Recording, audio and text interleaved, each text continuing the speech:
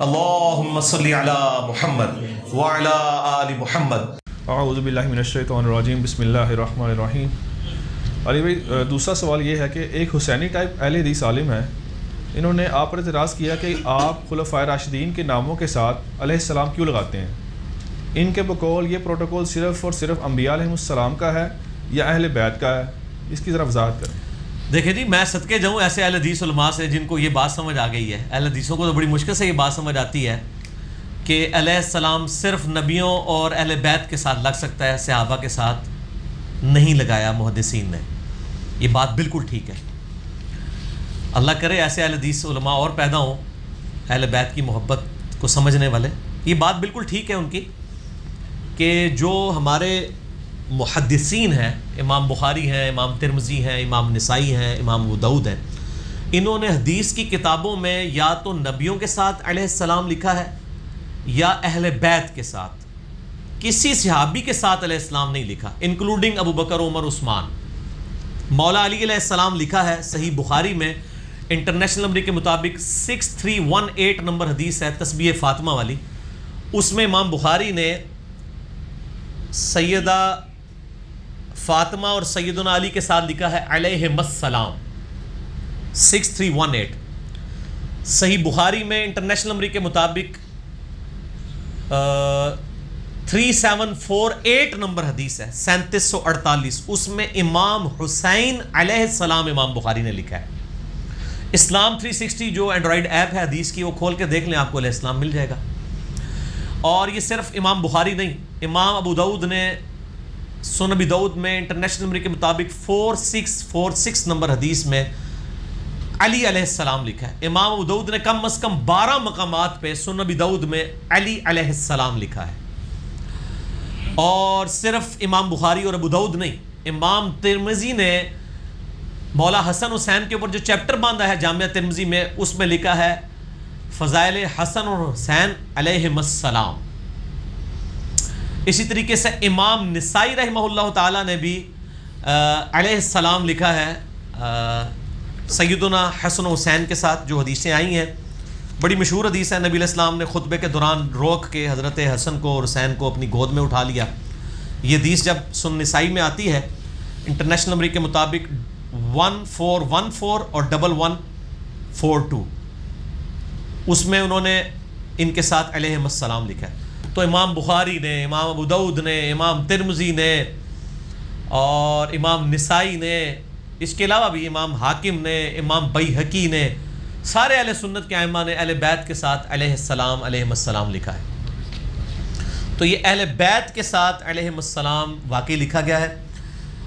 صحابہ اکرام علیہم رضوان کے ساتھ مجھے ابھی تک علیہ السلام کہیں بھی نہیں ملا، اور رضی اللہ عنہ ہی لکھا جاتا ہے یا بغیر اس کے پروٹوکول کے لکھا جاتا ہے۔ میں جو ہوں وہ اجتہاداً حضرت ابو بکر اور عمر اور عثمان کے ساتھ علیہ السلام استعمال کرتا ہوں۔ میں نے کبھی یہ دعویٰ نہیں کیا کہ محدثین کی سنت ہے، لہذا جو اہل حدیث عالم کا سوال ہے وہ بالکل ٹھیک ہے کہ میرا ذاتی اجتہاد ہے، اور میرا اجتہاد اس لیے ہے کہ ہم نماز میں پڑھتے ہیں السلام علینا وعلی عباد اللہ الصالحین۔ بخاری اور مسلم میں حدیث ہے جب تم نماز میں پڑھو گے السلام علینا وعلی عباد اللہ الصالحین، تو اللہ تعالیٰ زمین و آسمان میں جتنے نیک بندے ہیں ان تک تمہارا سلام پہنچا دے گا۔ تو ظاہر نیک بندوں میں انبیاء بھی آتے ہیں، صحابہ بھی، اہل بیت بھی۔ پھر جب ہم عام قبرستان میں جاتے ہیں تو کیا پڑھتے ہیں؟ السلام علیکم اہل الدیار من المؤمنین والمسلمین، جو صحیح مسلم میں حدیث ہے، ایس قبرستان کے رہنے والے مومنین اور مسلمین تم پر سلام ہو، ہم بھی مر کے تمہارے پاس آنے والے ہیں۔ تو ان پہ سلام، عام مردے پہ بھی ہم سلام بھیجتے ہیں۔ ہم جب ایک دوسرے کو ملتے ہیں تو کیا کہتے ہیں؟ السلام علیکم۔ تو یہ سنی شیعہ کا مسئلہ ہی نہیں تھا، یہ سنیوں نے زیادہ اس مسئلے کو خراب کر کے انہوں نے تو اہل بیت کے ساتھ علیہ السلام نکالنے کو بھی، لگانے کو بھی شیعہ کہنا شروع کر دیا۔ اب ہماری دعوت کی برکت یہ ہوگی ہے کہ سنی ہمیں سمجھا رہے ہیں کہ آپ صرف اہل بیت کے ساتھ لگایا کریں، ابو بکر عمر کے ساتھ نہ لگایا کریں۔ تو سر دیکھیں نا، علم تو سر چڑھ کے بولتا ہے نا، پھر علم کی تلوار سے تو پھر سارے لوگ کٹ جاتے ہیں نا۔ تو خوشائن بات ہے، ہمیں اس سوال سے کوئی غم نہیں ہوا، ہم پہ جو اعتراض کیا ہے بالکل جینون اعتراض ہے، میرا اجتہاد ہے۔ تو یہ میں نے سارے دلائل رکھے ان کی بنیاد پہ۔ پھر ہم جب قبر رسول پہ جاتے ہیں صلی اللہ علیہ وآلہ وسلم، صحیح سند کے ساتھ المصنف ابن ابی شیبہ میں 11793 نمبر اثر ہے کہ عبداللہ بن عمر جب بھی قبر رسول پہ حاضر ہوتے، اور یہ روایت المصنف ابن ابی شیبہ میں بھی ہے، سنن الکبریٰ البیہقی میں بھی ہے، الموطأ امام مالک میں بھی ہے، فضل الصلاۃ علی النبی میں یہ ہے کہ نبی صلی اللہ علیہ وآلہ وسلم کی قبر مبارک پہ عرض کرتے السلام علیک یا رسول اللہ، پھر حضرت ابو بکر کے سامنے آ کے السلام علیک یا ابا بکر رضی اللہ عنہ، یا ابا بکر نہیں، السلام علیک یا، تو میں اگر ابو بکر علیہ السلام کہتا ہوں تو جائز ہے، اور پھر حضرت عمر کے پاس آ کے السلام علیک یا عمر یا السلام علیک یا ابتا. تو یہ سنی شیعہ کا اختلاف خام خواہ بنا دیا علماء نے. میرا یوٹیوب پہ آلریڈی بھی ایک کلپ ہے علیہ السلام پہ سنی شیعہ اختلاف، تو لگایا جا سکتا ہے. آپ صحابہ کیا تابعین تبع تابعین، امام بخاری کے ساتھ آپ بے شک علیہ السلام لگائیں، دعا ہے نا ان کے لیے، اللہ کی سلامتی ہو ان پہ. اور رضی اللہ عنہ بھی آپ کسی کو کہہ سکتے ہیں، قرآن میں تو آیا نا رضی اللہ عنہم ورضوا عنہ، اللہ ان سے راضی وہ اللہ سے راضی، ذالک لمن خشی ربہ، یہ ہر اس شخص کے لیے جو اپنے رب سے ڈرے. بلکہ ہر مومن کی موت کے وقت اسے رضی اللہ عنہ کہا جاتا ہے، یا ایتہ النفس المطمئنہ ارجعی الی ربک راضیۃ مرضیہ فادخلی فی عبادی وادخلی. تو یہ جو آیا الفاظ راضیۃ مرضیہ، اس حال میں رب کی طرف لوٹ کہ تیرا رب تجھ سے راضی، تو اپنے رب سے راضی. تو یہ صرف صحابہ کی تو خصوصیت نہیں، ہر کامل ایمان مومن کی خصوصیت ہے. رضی اللہ عنہ بھی کہہ سکتے ہیں، رحمہ اللہ بھی کہہ سکتے ہیں، علیہ السلام بھی کہہ سکتے ہیں، بالکل جائز ہے. اور امہات المومنین کے ساتھ سلام اللہ علیہا کہا جا سکتا ہے، اگرچہ امام بخاری نے صرف حضرت فاطمہ کے ساتھ علیہ السلام لکھا ہے اور کسی کے ساتھ نہیں لکھا، سیدہ عائشہ کے ساتھ نہیں لکھا، اور کسی بیوی کے ساتھ نہیں لکھا، حضور کی بیٹی کے ساتھ ہی لکھا ہے. لیکن اجتہاداً یہ جائز ہے. تو آپ یہ اندازہ کر لیں کہ سنی علماء اور پبلک کتنی یعنی فیک گراؤنڈز کے اوپر کھڑے تھے. یہ تو کہہ رہے تھے آپ حسین کو علیہ السلام کیوں کہہ رہے ہیں، ان کو پتہ ہی نہیں تھا کہ بخاری میں حسین علیہ السلام ہے. تو الٹا اب ماشاءاللہ یہ حالت ہو گئی ہے کہ ہمیں اہل حدیث علماء یہ بات کہہ رہے ہیں کہ آپ صرف اہل بیت کو علیہ السلام کہا کریں، باقیوں کو نہ کہا کریں. تبدیلی آ گئی ہے، ٹھیک ہے. نام ہے وابی، نام ہے بابی، دیکھیں نا بابوں سے کیسے توڑا ہے. تو اللہ کا فضل ہے، اللہ تعالیٰ اپنے بندے اٹھاتا ہے. جو لوگ سچائی لوگوں کو بتاتے ہیں، جس لیول کے اوپر بےایمانیاں ہوئی ہیں الحمدللہ ہم نے ہائی لائٹ کی ہیں. میرے بھائی آج ہماری دعوت کیوں پھیل گئی ہے؟ لوگوں کی تنظیمیں ہیں، فرقے ہیں، پارٹی ہیں، 50 سال سے تقریریں کر رہے ہیں، ان کے سبسکرائبر 1-1.5 لاکھ ہوتے ہیں. ہمارے ایک سال کے اندر 2 لاکھ پلس ہوئے ہیں ماشاءاللہ، اب 3 لاکھ کے قریب پہنچ چکے ہیں. جبکہ ہر فرقہ کہہ رہا ہے علی کو نہیں سننا، لیکن جو سنتا وہ کہنا ہے علی نہیں سننا اور کسی نے نہیں سننا. آیتیں ہو گئی علی علی، ٹھیک ہے، وہ اسی لیے ہوگی سچائی کی وجہ سے. اور الحمدللہ نہ ہم نے چندہ بک بنائی، نہ فرقہ لانچ کیا، نہ کسی سے کوئی چیز مانگی، نہ کوئی مسجد ادا کی. انہی کے پیچھے نمازیں پڑھتے ہیں، انہی کی گالیاں بھی کھاتے ہیں جمعے کے خطبوں میں، ان کے پیچھے نمازیں بھی پڑھتے ہیں. کیونکہ حسین کے ماننے والے ہیں نا. مولا حسن حسین مروان کے پیچھے نمازیں پڑھتے تھے جبکہ وہ حضرت علی پہ ممبر پہ لعنت کر رہا ہوتا تھا. تو لوگ کہتے تھے کہ آپ باپ پہ لعنت ہو رہی ہے، وہ کہتے تھے بس حکمرانوں کے پیچھے نماز پڑھنی ہے، یہ نبی کا حکم ہے بس، باقی اس کے مال اس کے ساتھ. سر تو پھر آج بھی حسینیوں میں اتنا ہی حوصلہ ہے. اور مجھے عثمان کہتا ہے نا یار یہ تو یہ کہتے ہیں آپ کیوں نمازیں پڑھتے ہو. میں کیا حسین دے مرنے والے، حسین دے پیو نو گالاں کڑیاں آلے امیہ نے، وہ پیچھے نمازاں پڑھتے سن. آج کوئی یزید نو رحمت اللہ علیہ کہہ کے حسین نو باغی کہندا ہے سانو تو چھریاں چل دیاں نے، لیکن نمازاں نہ پیچھے پڑھاں گے. نماز تو اللہ اور بندے کا تعلق ہے، وہ تو ہر بندے کے پیچھے ہو جاتا ہے. صحیح بخاری میں 695 نمبر حدیث ہے، حضرت عثمان کو جو لوگ شہید کرنے کے لیے آئے تھے باغی، صحیح بخاری میں اس حدیث پہ امام بخاری نے باب باندھا ہے کہ بدعتی اور باغی کے پیچھے نماز درست ہے. تو صحابہ نے پوچھا کہ امیر المومنین مسجد پہ باغیوں کا قبضہ ہے اور ہمارے امام آپ ہیں، نماز ہم ان کے پیچھے پڑھیں یا گھر میں پڑھ لیں؟ انہوں نے کہا نہیں، نماز ان کے پیچھے پڑھو. نماز ہی تو نیکی کا ایک ایسا کام ہے، اس میں مسلمانوں سے الگ نہ ہو. تو حضرت عثمان نے اپنے مخالفین کو مسلمان کہا، لیکن انڈیا، پاکستان، بنگلہ دیش اور صدیوں سے مولویوں نے پٹی پڑھائی. کوئی عبداللہ بن سبا تھا جی، وہ یہودی تھا. حضرت عثمان کیا کریں، یہودیوں کے پیچھے نماز پڑھو. انہوں نے آل امیہ کی بدماشیوں کو بچانے کے لیے ایک جھوٹا کریکٹر گھڑا. عبداللہ بن سبا حضرت علی کے زمانے میں آیا ہے، اس کو مولا علی نے قتل کروایا ہے. عثمان کی شہادت میں رضی اللہ تعالیٰ عنہ علیہ السلام اس کا کوئی دخل نہیں ہے. حضرت عثمان سے اختلاف صحابہ کا ہو گیا تھا، اور بیسیکلی اصحاب بدر میں ایسے لوگ شامل ہیں. خود سیدہ عائشہ اور عمار بن یاسر حضرت عثمان کی پالیسیز کے خلاف ہو گئے تھے. اس کی وجہ سے ایک مہم کھڑی ہوئی تھی، وہ کوئی صبائی پارٹی نہیں تھی. ورنہ حضرت عثمان کہتے ہیں ان کے پیچھے نمازیں پڑھو اگر وہ صبائی ہوتے. ٹھیک ہوگا جی. آگے چلیں. اچھا علی ابھی یہ جو تفریق ہے کہ علیہ السلام رضی اللہ عنہ و رحمۃ اللہ علیہ، یہ مطلب کچھ کہتے ہیں یہ انبیاء کے ساتھ لگانا جھوٹی ہے نا جی سر، ختم ہو گیا.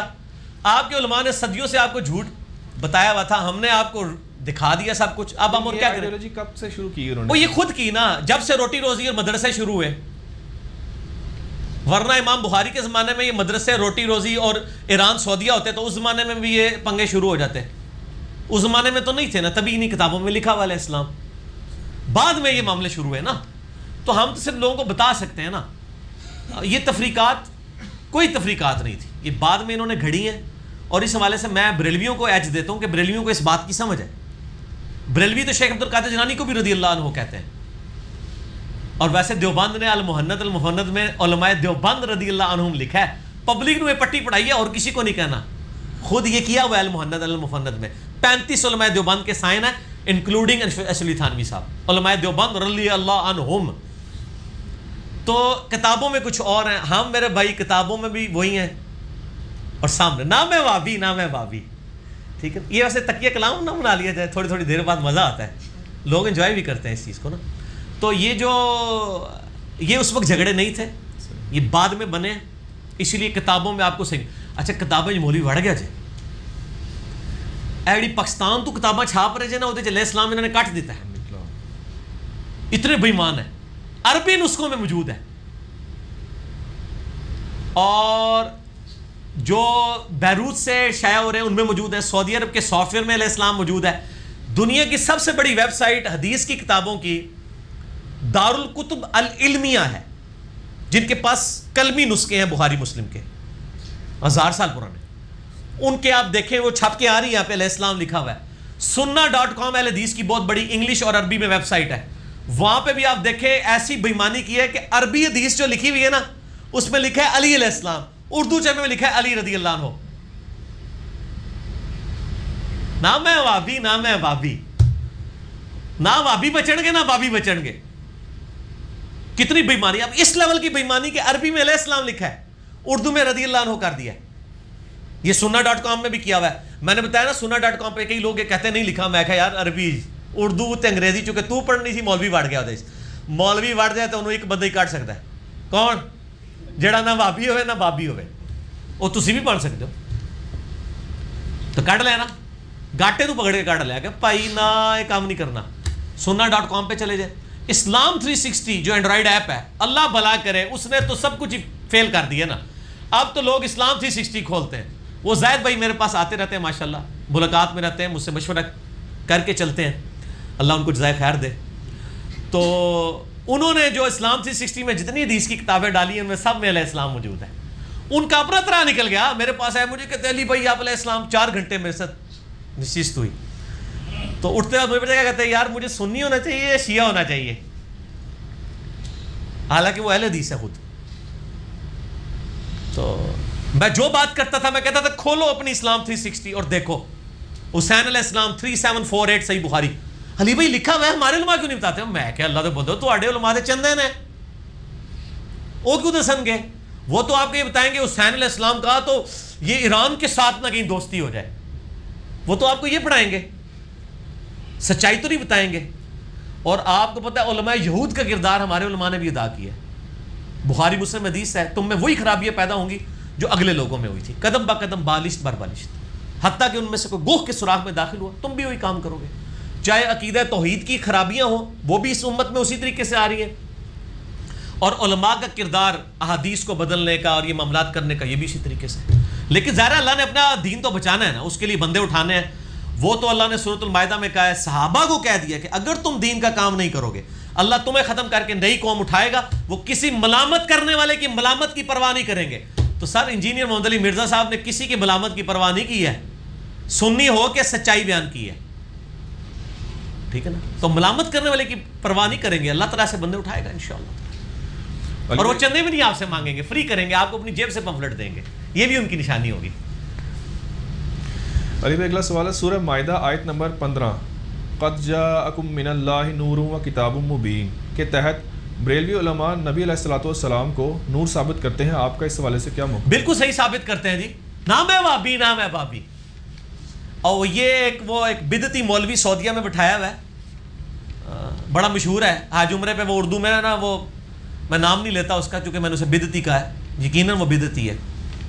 تو اس نے وہاں پہ نا بیٹھ کے نا یہ کتاب، مجھے یاد آ گیا میں حج پہ 2007 میں گیا نا، تو وہ اس کو یہ پرچی یہی نہ کہتا ہے، نہیں یہ تو احمد صاحب بریلوی نے ابھی گھڑا ہے. قد جاءکم من اللہ نور و کتاب مبین، سورۃ المائدہ کی آیت نمبر 15 میں جو ہے نا وہ نور سے مراد بھی قرآن ہی ہے اور کتاب سے مراد بھی قرآن ہی ہے. اور اس کی پوری کوشش ہوتی ہے کہ بریلوی اور شیعہ کو غلط ثابت کیا جائے.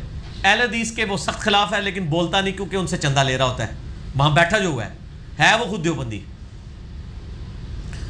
تو حالانکہ اسلام کی پہلی تفسیر قرآن کی جو لکھی گئی ہے پہلے 300 سال میں، امام ابن جریر الطبری المتوفا 310 ہجری، جو بخاری مسلم کے زمانے کے ہیں، اس کو تفسیر طبری اور تفسیر ابن جریر بھی کہا جاتا ہے. حافظ ابن کثیر نے ٹوٹل چھاپا مارا ہوا ہے ابن جریر کا، اصل میں ایفرٹ اس کی ہے.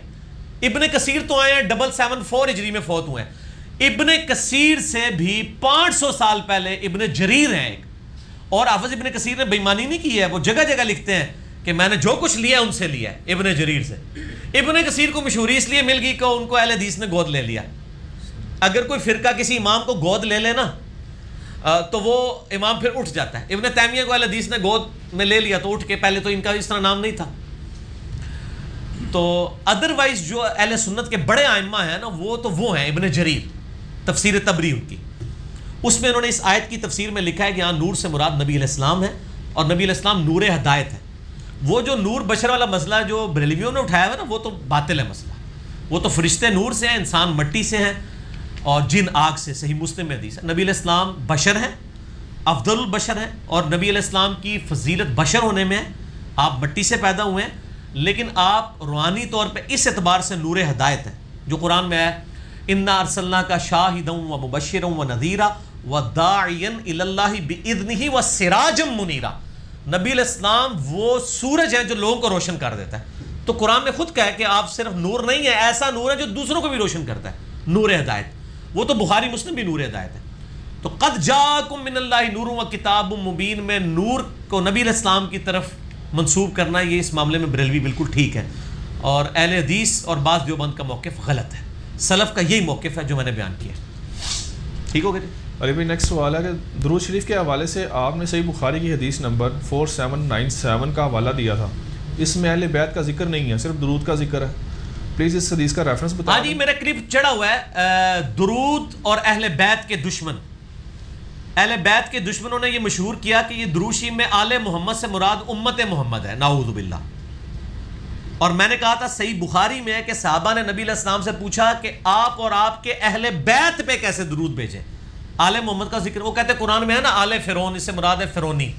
تو آل محمد سے مراد ہم محمدی ہیں، چونکہ بیسیکلی تو اہل بیت سے ان کو بغض تھا. تو بخاری انہوں نے کھول کے کہاں پڑھنی تھی؟ وہ تو انجینئر صاحب نے دریافت کی ہے نا. اچھا بخاری شریف میں نے ہی آگے دریافت کی ہے کہ پہلے سے تھی؟ پہلے سے تھی، لیکن نہ میں وابی نہ میں وابی، یہ آدھی آدھی باتیں کرتے تھے. صحیح بخاری میں نبی علیہ السلام سے خود پوچھا گیا آپ اور آپ کے گھر والوں پہ کیسے درود پڑھیں، آپ کی امت والوں پہ نہیں. ان بےمانوں نے کہا آل محمد سے مراد تو پوری امت ہے. وہ قرآن میں آل فرعون یہ وہ اینج فارمولے بنانے شروع کر دیتے، بہت بناؤ گے. نبی علیہ السلام کو پوچھ لو نا کہ آل محمد کون ہے درود شریف میں. صحیح بخاری میں نے کیا بتایا تھا نمبر 4797 نمبر جو ہے نا میرے بھائی، اس والے طریق میں اہل بیت کے الفاظ نہیں ہیں، لیکن جو اس کا دوسرا طریق ہے نا، یہ دیکھیں بخاری میں یہ میں نے اس لیے کوٹ کیا تھا اس والے طریق کو کہ ان اللہ و ملائکتہ یصلون علی النبی میں یہ آتا تھا. تو درود ابراہیمی آپ علیہ السلام نے سکھایا. اس کا ایک طریق 3370 بھی ہے بخاری میں. یہ عربی نسخوں میں تو انہوں نے لکھا ہوتا ہے. جو 3370 ہے نا، میں وہ پڑھ کے آپ کو بتاتا ہوں. اس میں واضح صحابہ نے اہل بیت کا ذکر کیا ہے. 33 صحیح بخاری 3370. لو جی یہ آ گیا جی 3370. صحابہ کرام پوچھتے ہیں نبی صلی اللہ علیہ وآلہ وسلم سے، فقلنا یا رسول اللہ صلی اللہ علیہ وآلہ وسلم کیف الصلاۃ علیکم اہل البیت. ہم آپ علیہ السلام پر اور آپ کے اہل بیت پہ کیسے درود پڑھیں؟ امت محمد نہیں، اہل بیت دے دشمنوں، اہل بیت پہ کیسے دروشی پڑھیں؟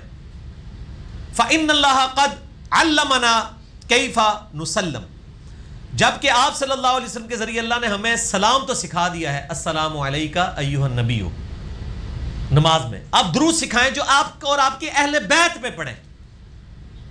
قال، نبی علیہ السلام نے فرمایا، قولوا، تم کہو، اللہم صلی علی محمد وعلی آل محمد کما صلیت علی ابراہیم وعلی آل ابراہیم انک حمید مجید، اللہم بارک علی محمد وعلی آل محمد کما بارکت علی ابراہیم وعلی آل ابراہیم انک حمید مجید۔ تو آل محمد سے درود میں مراد اہل بیت ہے، اور وہ صحیح مسلم میں غدیر خم کی 4 حدیثیں ہیں 6225 سے لے کے 6228 تک کہ اہل بیت کون ہیں۔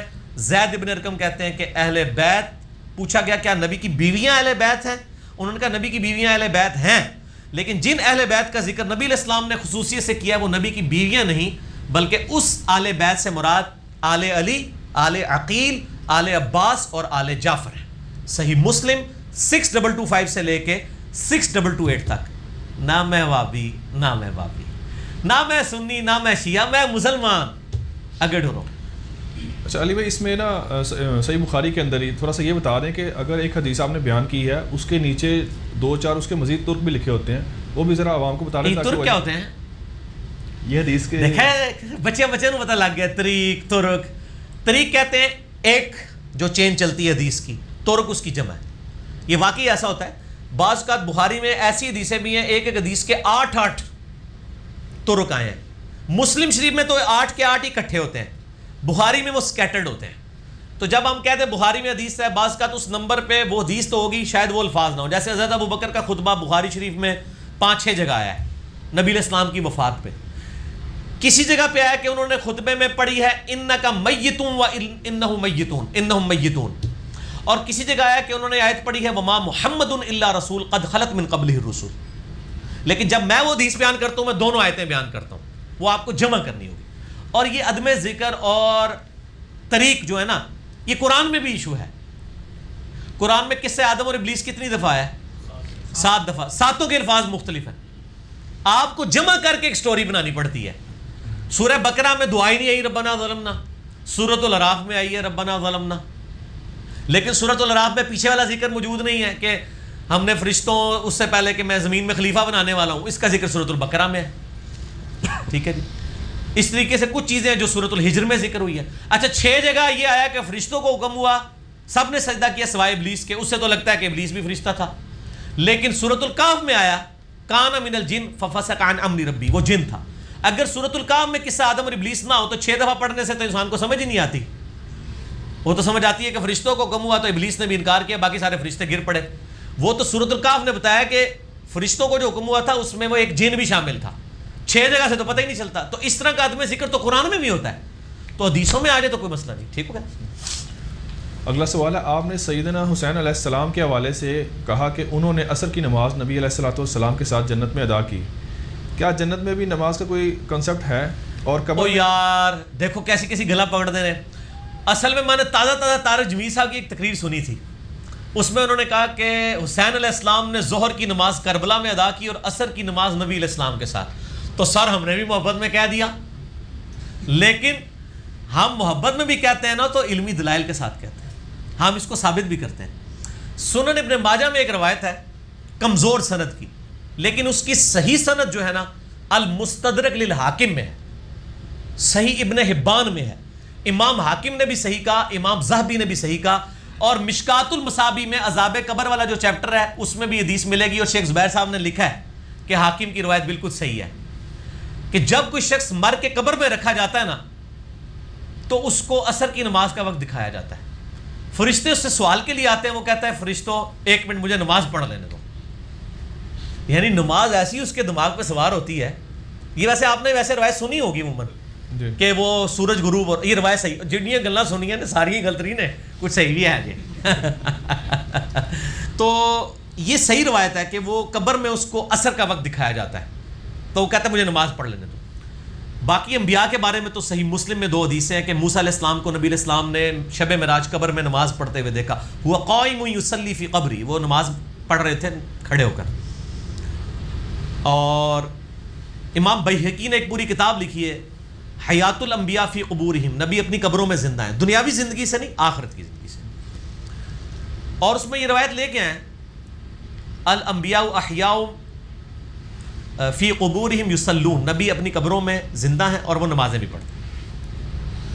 لیکن وہ نمازیں دنیاوی نمازیں نہیں ہیں، نہ ان نمازوں کے لیے دنیاوی وضو والا پروٹوکول ہے، نہ یہ ہے کہ آپ کسی نبی کی قبر کھودیں تو وہ آپ کو نماز پڑھتا ہوا نظر آئے گا. وہ اسی طریقے سے میت نظر آئے گی جس طرح دفنایا گیا تھا.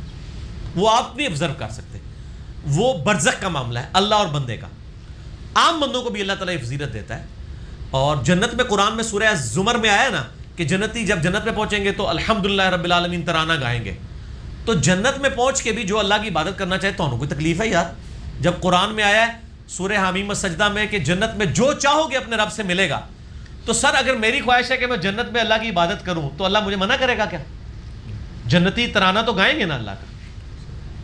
ٹھیک ہے، تو وہ تو آپ کی خواہش پہ. کئی تابعین ہیں جو یہ خواہش کرتے تھے کہ اللہ دنیا میں بھی قرآن پڑھا، تیری نماز پڑھی، قبر میں بھی پڑھے اور جنت میں بھی پڑھے، تو اس میں تو کوئی حرج نہیں. تو میں نے اس کے تحت بات کی تھی. ظاہر حسین علیہ السلام جنتی ہیں، بلکہ میرے اور آپ کے سردار بھی ہیں جنتی نوجوانوں کے. ٹھیک ہے نا جی، جن کے یزید سردار ہیں ان کو یزید مبارک ہو، وہ یزید کے ساتھ ہوں گے. ہم حسین کے ساتھ ہیں تو انشاءاللہ حسین کے ساتھ ہوں گے انشاءاللہ. علی بھائی اگلا سوال ہے، کیا کوئی ایسی حدیث ہے کہ نبی علیہ الصلوۃ والسلام نے امامت کے دوران کسی بچے کے رونے کی آواز سنی تو فجر کی نماز کی پہلی رکعت میں سورہ فلق اور دوسری میں سورہ ناس پڑھی؟ اگر یہ واقعہ درست ہے تو یہ والا جو واقعہ نا فلق ناز والا کو چھوڑ دیں. بخاری مسلم میں اتنی حدیث ہے، نبی علیہ السلام نے فرمایا، مشکات میں آپ کو ایک چیپٹر ہے امام کی ذمہ داری کا بیان، اس میں آپ کو بخاری مسلم کے حوالے سے مل جائے گا کہ نبی علیہ السلام نے فرمایا بعض اوقات میں نماز پڑھتا ہوں اور میں کسی بچے کی رونے کی آواز سنتا ہوں تو میں اپنی نماز کو مختصر کر دیتا ہوں کہ اس کی ماں پریشان ہو رہی ہوگی. اور پھر آپ صلی اللہ علیہ وسلم کی بخاری مسلم میں یہ حدیث ہے کہ جب تم فرض نماز پڑھو تو مختصر پڑھایا کرو تاکہ لوگ تکلیف میں نہ آئیں، اور جب تم نفلی نماز اپنی پڑھو تو جتنی مرضی لمبی کرو.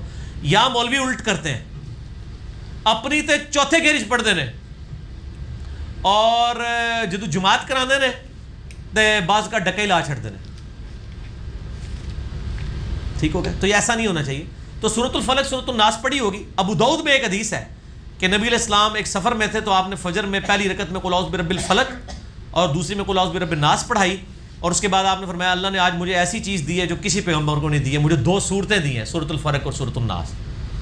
تو یہ دونوں چیزیں جمع کریں تو اس سے لگتا ہے کہ نبی علیہ السلام فجر میں بھی بعض کا پڑھ لیتے تھے. نماز مختصر ہونی چاہیے. بات مختصر سے مراد ہمارے جس طرح بریلوی دیوبندی علماء پڑھتے ہیں نا، یہ والی نماز نہیں ہے. تو نماز کو تو وہ بالکل تیا پانچا ہی کر دیتے ہیں نا، تو وہ تو 5ویں گیئر میں پڑھ رہے ہوتے ہیں. مختصر سے مراد یہ ہے کہ ارکان صحیح ادا ہو اور قیام بہت لمبا نہ ہو کہ لمبی صورتیں نہ ہو.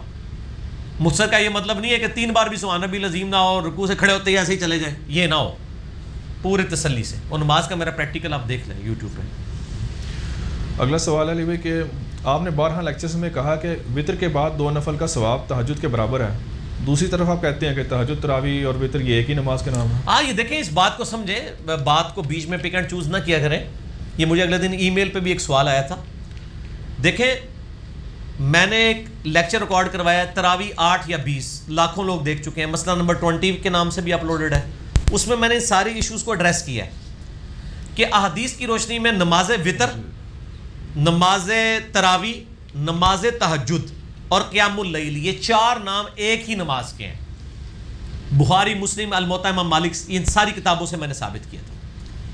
یہ جو حدیث میں نے بیان کی تھی کہ نبی علیہ السلام نے فرمایا، وہ حدیث اس طرح ہے، یہ مسند احمد میں ہے، سنن دارمی میں ہے، صحیح ابن حبان میں موجود ہے کہ ایک سفر کے دوران آپ نے فرمایا کہ سفر کے دوران، ظاہر آپ تو سفر میں بھی تہجد پڑھتے تھے، آپ پہ فرض تھی، عام امت پہ نفلی نماز ہے. امت کو صرف رمضان میں کہا گیا چلو قیام کر لو، بخاری مسلم میں الفاظ ہیں اگلے پچھلے گناہ معاف ہو جائیں گے، ہے نفلی ہے. تو آپ نے فرمایا کہ رات کی بیداری ایک مشکل کام ہے. یہ حدیث آپ کو مشکات کے اندر بھی رات کے قیام والے چیپٹر میں مل جائے گی. تو جب کوئی شخص وطر پڑھ لینا، اس کے بعد 2 نفل پڑھ لیا کرے. اگر اس کی آخری پیر آنکھ نہ بھی کھلی تو اللہ تعالیٰ اسے اس قیام کا ثواب دے دے گا. قیام تو وطر بھی ہے، لیکن اعلیٰ درجے کا قیام کیا ہے؟ آخری پیر میں اٹھ کے تہجد پڑھنا. انہی سے پوچھیں آپ کہ تراویح عشاء کے ساتھ پڑھنا افضل ہے یا آخری پیر میں؟ کہیں گے آخری پیر میں. تو نبی علیہ السلام بھی تو یہ کہہ رہے ہیں کہ وطر کے بعد 2 نفل پڑھ لو. اگر آخری پیر میں اٹھ کے نہیں پڑھ سکتے، صحیح مسلم میں 1724 نمبر حدیث ہے کہ نبی علیہ السلام ہمیشہ وطر کے بعد 2 نفل پڑھتے تھے. اور اگر کوئی رات کے آخری پیر اٹھ کے نہ بھی نفل پڑھ سکے، اس کا ثواب اس کو مل جائے گا.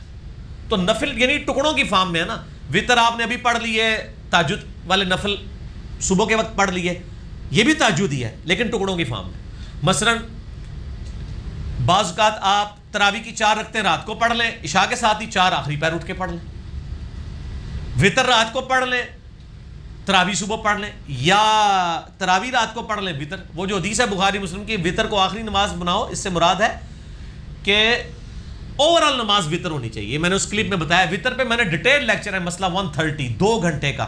وطر کا کوئی دنیا جان کا مسئلہ نہیں میں نے چھوڑا، اس میں نے چیزیں بتائی ہیں کہ اگر کوئی شخص رات کو وطر کی نماز پڑھتا ہے، یعنی 11 رکعت تراویح پڑھتا ہے، وہ 8 تراویح 3 وطر، صبح اٹھ کے 2 نفل اور پڑھ لے، کتنے ہو جائیں گے؟ 13. تاک ہی رہیں گے، وطر ہی رہے گی نماز. 2 اور پڑھ لے، ٹھیک ہے، تب بھی اتنے رہیں گے. 40 پڑھ لے اور وطر ہی رہے گی نماز. آخری نماز وطر ہونی چاہیے. مراد یہ کہ کیونکہ نبی علیہ السلام خود صحیح مسلم میں آتا ہے وطر کے بعد 2 نفل پڑھتے تھے. اور ایک رات میں 2 دفعہ تراویح بھی پڑھی جا سکتی ہے. اہل حدیث کا موقف غلط ہے کہ جی جماعت سے 8 پڑھیں، باقی ویسے جتنی مرضی پڑھیں. ہم کہتے ہیں آپ بے 40 پڑھیں. ابو داؤد میں حدیث ہے طلق بن علی کی کہ انہوں نے ایک جگہ قیام اللیل کروایا، پھر وہ اپنے گاؤں میں واپس گئے تو لوگ کھڑے تھے. ان کا کیوں؟ انہوں نے کہا جی آپ تو ہمارے امام ہیں. انہوں نے ادھر جا کے دوبارہ تراویحیں پڑھائیں، تو کم از کم اہل حدیث کے صاحب 16 دے ہو گئی ہیں. چلو 4 معاف کر دو انفیا نو، 8 پڑھا کے آئے، 8 ہوتے اور پڑھائی ہیں، 16 ہوگی نا. جب وطر کی باری آئی تو طلق بن علی پیچھے ہٹ گئے. انہوں نے کہا نبی علیہ السلام نے ایک رات میں سے منع فرمایا کہ 2 دفعہ وطر نہ پڑھیں، کیونکہ 2 وطر 2 دفعہ پڑھیں گے تو وہ تاک جمع تاک جفت ہو جائے گا. اچھا، اس سے یہ بھی بات پہ چلی کہ وطر کے بعد بھی آپ نفل پڑھ سکتے ہیں. طلق بن علی نے وطر کے بعد تراویحیں پڑھائی ہیں، اور جب دوبارہ وطر کی باری ہے ان کا اپنا امام کھڑا کرو، میں اپنے وطر پر بیٹھا جائے، ان دوبارہ میں تاک نہیں بنانا، تاک نو جفت نہیں کرنا. ٹھیک، ایک سوال میں نے 50 جواب دے دیے. آگے ٹورو. اگلا سوال ہے، کیا نبی علیہ الصلوۃ والسلام کی تعریف یا نعت پڑھنا بھی عبادت میں آئے گا؟ بالکل، اللہ کی عبادت ہے. صحیح بخاری اور مسلم میں حدیث ہے، عائشہ کہتی ہیں کہ حسان ابن ثابت کافروں کے اعتراضات کے جوابات نبی علیہ السلام کی تعریف میں اشار کہہ کے دیا کرتے تھے، اور نبی علیہ السلام دعا کرتے تھے اے اللہ روح قدس کے ذریعے حسان کی مدد فرما، جس طرح عیسیٰ ابن مریم کی تو نے مدد کی تھی روح قدس کے ذریعے. تو اگر نعت پڑھنے پہ نبی کی دعائیں مل رہی ہیں تو نعت سے بڑی تو کوئی عبادت ہی نہ ہوئی. پھر ابو داؤد ترمذی ابن ماجہ میں حدیث ہے، نبی صلی اللہ علیہ وآلہ وسلم نے فرمایا اللہ تعالیٰ اس بندے پر رحم فرمائے جو عصر سے پہلے 4 رکعتیں پڑھ لے. اور یہاں پہ حضرت حسان کے لیے نبی علیہ السلام کہہ رہے ہیں اللہ تعالیٰ روح قدس کے ذریعے تیری مدد کرا. وہاں 4 رکعتوں پہ دعا ہے اور یہاں نعت پڑھنے پہ دعا ہے، لیکن دعا اسی نعت پہ جس میں شرکی الفاظ نہ ہو. نعت اور گستاخانہ عقیدے میرا ایک یوٹیوب پہ کلپ ہے، وہ آپ دیکھ لیں. نعت اللہ کی عبادت ہے، درود شریف بھی اللہ کی عبادت ہے. آپ اللہ سے کہتے ہیں نا. درود شریف کیا ہے؟ دعا. دعا کس کی عبادت ہے؟ اللہ کی. الدعاء هو العبادہ. ابو داؤد ترمذی ابن ماجہ میں حدیث ہے، دعا ہی عبادت ہے. درود شریف کس کی دعا ہوئی؟ نبی علیہ السلام کے حق میں. آپ دعا کر رہے ہیں اللہ سے اللہم صلی علی محمد، اللہ کی رحمت مانگ رہے ہیں نا. تو نعت پڑھنا بھی عبادت ہے، کوئی شک نہیں، شرکیہ نہ ہو. ٹھیک ہو گیا. اگلا سوال ہے، لوگ بیٹیوں کو عید اور شبرات دے دیتے ہیں لیکن جائیداد میں حصہ نہیں دیتے، تو قرآن و سنت کی روشنی میں ذرا بتائیں اس میں. اس لیے نہیں دیتے کہ یہ لوگ مسلمان ہی نہیں ہوئے. انڈیا پاکستان کے لوگ، اسلام نے ان کو قبول کر لیا ہوا ہے، اسلام کی مہربانی ہے. انہوں نے اسلام قبول ہی نہیں کیا صحیح طریقے سے. یہ اپنی مرضی والا اسلام قبول کرتے ہیں. چونکہ ہندوؤں کے ساتھ رہے، عورتوں کو انہوں نے پاؤں کی جوتی بنا کے رکھا. حالانکہ ہندو تو اس لیول پہ نہیں کرتے تھے جو مشرکین عرب کرتے تھے عورتوں کے ساتھ. نبی علیہ السلام نے وہاں پہ بھی دعوت بلند کی. اور دیکھیں صحابہ کرام نے کس طریقے سے. پھر سن نسائی میں حدیث ہے ماں کے قدموں کے نیچے جنت ہے. چھوٹی بات ہے. صحیح مسلم میں حدیث ہے جس نے 2 بچیوں کی پرورش کی اور حتیٰ کہ ان کی شادی کی صحیح طریقے سے، وہ جنت میں جائے گا ان کے سبب سے. اتنی فضیلتیں آئی ہیں. تو لیکن یہ عورتوں کو حق نہیں دیتے. اسی وجہ سے پھر ہماری عورتیں جو ہیں وہ پھر غیر مسلموں کی سازشوں کے ہتھے چڑھ جاتی ہیں اور وہ کہتی ہیں عورتوں کو حقوق دیں. تو کسی حد تک صحیح کہہ رہی ہیں، حقوق تو کوئی نہیں مل رہے ہیں عورتوں کو. اور ایسی بدماشی کرتے ہیں بڑے بھائی. وہ کہتے ہیں جی بہنوں نے بخش دیا ہے. اس طریقے سے بخشوایا جاتا ہے. اس کا طریقہ یہ ہے کہ آپ اپنی بہن کو کہیں کہ یہ ہے بہن صاحب آپ کے 10 لاکھ روپے والد صاحب کی طرف سے, یہ آپ رکھیں. جب وہ پکڑ لے پھر اس کو کہ آپ یہ مجھے دے دیں, میں تک نہ کیڑی بہن تو دے دی ہے. وہ انگور کھٹے ہیں, اور بہنوں کو پتہ ہے کہ انہوں نے دینا کوئی نہیں, تیامی بگاڑ بھی لئیے. دینا تو بھائیوں نے کوئی نہیں ہے تو بگاڑ بھی لیں, اس لیے وہ معاف کر دیتی ہیں. آپ ان کے ہاتھ میں دیں, میں دیکھتا ہوں کون سی بہن معاف کرتی ہے. وہ بیچاریوں کو ملنا ہی نہیں ہوتا, وہ کہتی ہیں بھائیوں سے بھی نہ جاتی رہیں. تو یہ حرام ہے. اسلام نے تو حکم دیا. یہ عیدیاں شیدیاں اسی لیے دیتے ہیں میرا اللہ کہ شاید کہتے ہیں قیامت الدین بخشوا لیں گے. میرے ایک دوست مجھے بتانے لگے, کہتے ہیں کہ میرے سسر نے لاکھوں کی جائیداد اپنے 2 بیٹوں کے نام کر دی ہے, اور ان کی 5 بیٹیاں ہیں, ان کو کچھ بھی نہیں دیا. اب مر جائیں گے تو وراثت تقسیم ہی نہیں ہونی, وہ بیٹوں کے نام ہے. تو کہتے ہیں ان کے بڑے بیٹے نے ان کو قائل کیا کہ ابا جی ਧੀਆਂ ਜਿਹੜੀਆਂ ਹੁੰਦੀਆਂ ਨੇ ਬੜੇ ਨਰਮ ਦਿਲ ਹੁੰਦੀਆਂ ਨੇ, ਕਿਆਮਤ ਦਿਨ ਤੁਹਾਨੂੰ ਮਾਫ ਕਰ ਦੇਣਗੀਆਂ, ਤੁਸੀਂ ਸਾਡੇ ਨਾਲ ਲਾ ਦਿਓ. कोई नहीं माफ करनगियां अब्बा जी, क़यामत वाला दिन तो लोग कहेंगे मुझसे मेरे बीवी बच्चे माँ बाप ले लो, मुझे छोड़ दो. ये लग पता जाएगा तो ये जुल्म कर रहे हैं. और बिल्कुल बच्चियों को उनका हिस्सा देना चाहिए. और ये कहना जी हमने जेज दे दिया था, अब विरासत तो मरने के बाद तकसीम होती है, जेज तो गिफ्ट है, आप अपनी मर्जी से देना चाहते हैं ज़रूर दें. बेटों को भी अगर गाड़ी नहीं निकलवा के दी है तो बेटी को कुछ जेवर पहना दिया, इसमें क्या अर्ज है, गिफ्ट है. जेज मांगना गलत है کہ وہ لڑکے والے مانگیں, اپنی مرضی سے کوئی دیتا ہے ضرور دے. باقی یہ جو جیز لعنت اس اعتبار سے ضرور ہے کہ آپ کسی سے ڈیمانڈ کریں, زیادتی ہے لڑکے والوں کی طرف سے, یہ نہیں ہونی چاہیے. تو یہ برابر کا حصہ اپنی زندگی میں دینا چاہیے. صحیح بخاری میں حدیث ہے, نبی علیہ السلام کے پاس ایک صحابی آیا, اس نے کہا میں نے اپنے ایک دوست اپنے بیٹے کو ایک غلام ہبہ کیا ہے. آپ فرمایا باقی بیٹوں کو بھی کیا ہے؟ کہا نہیں. فرمایا اس سے بھی واپس لے. کیا تو مجھے گناہ پر گواہ کرنا چاہتا ہے؟ کیا تو چاہتا ہے کہ سارے بیٹے تجھ سے ایک جیسا سلوک کریں؟ یا رسول اللہ چاہتا ہوں. تو فرمایا تم بھی ان کے ساتھ ایک جیسا سلوک کرو. زندگی میں گفٹ میں عورت اور مرد کا آدھا والا فرق بھی نہیں ہے, گفٹ برابر ہوتا ہے. وراثت میں عورت کو آدھی ملتی ہے, ظاہر ہے اس کو اپنے خاوند سے بھی بعد میں مل جانی ہے نا, ادھر سے بھی. وراثت میں مسئلہ 22 میرا دیکھ لیں, وراثت کیا ہوتی ہے, ہبہ کیا ہوتا ہے, اور وصیت کیا ہوتی ہے. یہ 3 علیحدہ سے ٹرمز ہیں. وراثت جو مرنے کے بعد آپ کے مال میں سے تقسیم ہونی ہے, ہبہ جو آپ اپنی زندگی میں گفٹ کرتے ہیں وہ بھی 1/3 مال سے زیادہ نہیں کر سکتے, اور وصیت یہ ہے کہ میرے مرنے کے بعد فلاں کو ملے. لیکن وہ فلاں جو ہے نا وہ آپ کا وارث نہیں ہونا چاہیے, کیونکہ بخاری میں حدیث ہے, فتح مکہ کے موقع پہ نبی علیہ السلام نے فرمایا اللہ نے وارثوں کا حق قرآن میں رکھ دیا ہے, لہٰذا آپ کوئی شخص اپنے وارث کے لیے وصیت نہ کرے کہ میرے مرنے کا فلاں کو ملے. اس کو اتنا ہی ملنا ہے جتنا اللہ نے قرآن میں سورۃ النساء میں رکھا ہے. مسئلہ 22 میرا دیکھ لیں, میں نے ساری آیات سورۃ النساء کی وہ پڑھائیں گی. اچھا علی بھائی, ایک طرف آپ کہتے ہیں کہ علماء سے بات کرنے کی ضرورت نہیں ہے, اور دوسری طرف آپ کہتے ہیں گنگا شیطان نہیں بننا چاہیے. یہ تضاد نہیں آ گیا آپ کی بات میں؟ کیا یہ کھلا تضاد نہیں ہے؟ وہ سہیل وڈائی صاحب کہتے ہیں بالکل کھلا تضاد ہے بظاہر, لیکن یہ بات ایک ہی ہے جس کے 2 رخ ہیں. میں بالکل کہتا ہوں کہ علماء سے پنگا نہ لیں, ورنہ علماء کہیں گے گنڈا سنگھ وابی ہو گیا ہے. ٹھیک ہو گیا نا؟ تو یہ بدنام کر دیا ہوا ہے, نام رکھے ہوئے ہیں, یہ مولویوں کے ٹوٹکے ہیں لوگوں کو متنفر کرنے کے لیے. کوئی توحید کی بات کرے اسے وابی کہہ دو, کوئی اہل بیت کی بات کرے اسے رافضی کہہ دو, اور اس طرح کے یعنی ایک زہریلے الفاظ ہے تاکہ اگلے کی بات ماری جائے, وہ بات نہ سنیں. لیکن سر آپ لوگ گھاس نہیں کھاتے, آپ لوگ بات سنتے ہیں, آپ کی نہیں یوٹیوب کی. ٹھیک ہے نا, ٹھیک ہو گیا جی. اچھا علی بھائی, مجلس 10 اچھا وہ بات میری مکمل نہیں ہوئی نا. آپ نے کہا کہ میں وہ جو 2 باتیں بیک وقت کیسے صحیح ہیں.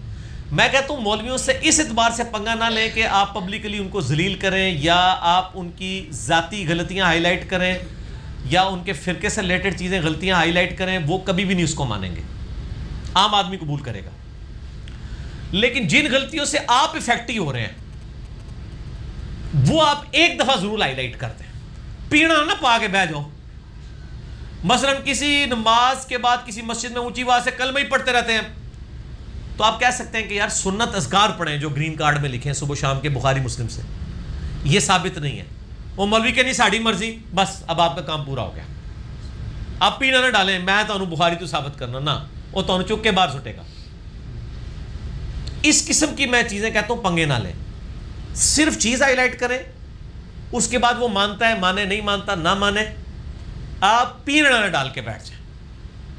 اور عام بندوں پہ محنت کریں, اور عام بندوں پہ بھی مولویوں کے سامنے محنت نہ کریں. مولویوں سے پنگا میں کہتا ہوں مناظروں والا نہ لیں کہ جی آج تسی بھی لے کے آ جاؤ حدیثاں, اسی بھی اپنی رفع داندیاں لے کے آ جانا ہے, یہ کام نہ کریں. اس کو کہیں جی بخاری مسلم, جس طرح یہاں ایک بھائی آئے تھے, انہوں نے بڑی پیاری بات بتائی. وہ کہتے ہیں وہ بریلوی تھے, ایک بریلویوں کی مسجد میں نماز پڑھ رہے تھے, ریورٹ ہو چکے ہوئے تھے, نماز سنت کے مطابق پڑھتے تھے, رکوع میں جاتے وقت رکوع سے اٹھتے وقت رفع الیدین کرتے تھے. کہتے ہیں کہ میں مسجد میں گیا تو ایک مولانا صاحب, انہوں نے اپنے سامنے ٹیبل کے اوپر صحیح مسلم شریف سجائی ہوئی تھی. کہتے ہیں نماز کے پاس بعد میں ان کے پاس گیا اور میں نے کہا کہ حضرت یہ جو آپ نے مسلم شریف سامنے رکھی ہوئی ہے یہ کس کی کتاب ہے؟ انہوں نے کہا جی ہم اہل سنت کی مین کتاب ہے یہ. تو انہوں نے کہا آپ نے جو ابھی ہمیں نماز پڑھائی ہے وہ اس طریقے کے مطابق نہیں ہے جو اس کتاب میں لکھا ہوا ہے. ہائے ہائے ہائے ہائے, زبردست. اس سے بڑا اور کیا جادو سر چڑھ کے کوئی بول سکتا ہے کہ میں بخاری مسلم, یہاں بھی دیکھیں نا سارے وہ سجا کے بیٹھے ہوئے ہوتے ہیں, عمل کوئی نہیں کرتے. ہم بخاری سے علیہ السلام دکھاتے ہیں امام حسین علی کے ساتھ, کہتے ہیں یہ کہاں سے آ گیا, یہ اتوں ہی ہے جتوں رفع دین آیا ہے, تسی رفع دین لیا باقی چیزاں نہیں لئیاں, اسی سب کچھ لینے ہیں. تو اب وہ مولوی بجائے یہ کہتا کہ اپنی میں بھی اپنی نماز, اچھا عام آدمی کو آپ بتائیں, وہ کہتا ہے اچھا میں تھکنا ہوا کدھر, میں غلطی نہ ہوا. مولوی تو پکا ہوتا ہے نا. کہتا جی اس نے جناب اپنے نیچے سے مسلح نکال کے ایسے پھینکا, کہتا دیکھو علماء کی توہین ہو رہی ہے آپ لوگوں کے سامنے, آپ لوگوں میں سے کوئی نہیں جو اس کو روکے. تو سر یہ آپ کو شہید کریں گے, اس لیے آپ جو ہے نا وہ دیکھ بھال کے معاملات کو چلا کریں. تو ایک دفعہ ہائی لائٹ کریں, یہ کوئی ایک آدھ کیس ہوگا. ویسے کسی کو علیحدگی میں کہنا تو وہ آئے میں شائیں کر کے نا بات ٹال دیتے ہیں, پیڑ ڈال کے نہ بیٹھے کہ جی مولوی نے ایک تقریر کرائی ہے اور آپ وہاں پمفلٹ بانٹنے شروع کر دیں. سرے عام پمفلٹ بانٹیں, لیکن اپنے دوستوں کو گھر لے جا کے بتائیں کہ نماز کا طریقہ یہ ہے, یہ ثابت نہیں ہے, اس طرح کریں. ٹھیک ہو.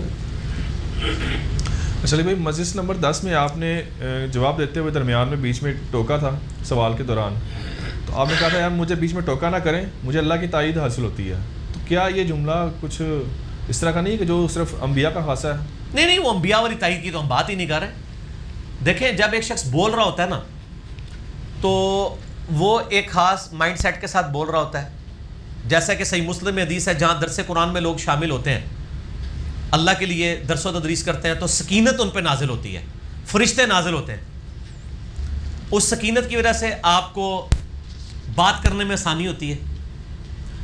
قرآن میں آیت ہے والذین جاہدوا فینا لنہدینہم سبلنا, جو لوگ ہماری راہ میں کوشش کریں گے ہم اپنی راہیں ان کے لیے کھول دیں گے.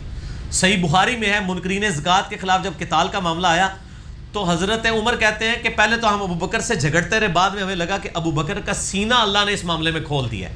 اب حضرت ابو بکر کوئی نبی تو نہیں تھے نا, مراد یہ کہ ان کو بات زیادہ سمجھ آ گئی, اللہ کی تائید حاصل ہوگی. وہ قرآن میں بھی جگہ جگہ ہے کہ اگر تم صحیح ایمان والے ہوگے اللہ کی تائید ہوگی, وہی نازل نہیں ہوگی, کشف الہام کی نہیں بات ہو رہی.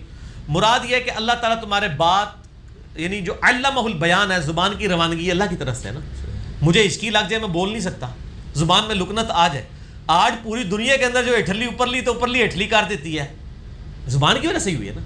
دنیا میں جتنے بڑے بڑے لیڈر ہیں دنیا کی کایا کلم زبان سے کی ہے انہوں نے. علمہ البیان, تلوار بعد میں آتی ہے, زبان سے پبلک اکٹھی ہوتی ہے. نبی علیہ السلام نے اپنی مبارک زبان سے عرب کو ایک جھنڈے کے نیچے جمع کر کے رومن اور پرشین امپائر الٹوائی ہیں نا. ٹھیک ہے نا جی. ہٹلر نے اپنی زبان اور تقریروں سے کیا نا. بھٹو صاحب تقریر کرتے تھے, ٹھیک ہے نا. تو آج بھی لوگ تقریروں کے اوپر ہی علماء کے اوپر چل رہے ہوتے ہیں نا. تو زبان تو بہت بڑی چیز ہے.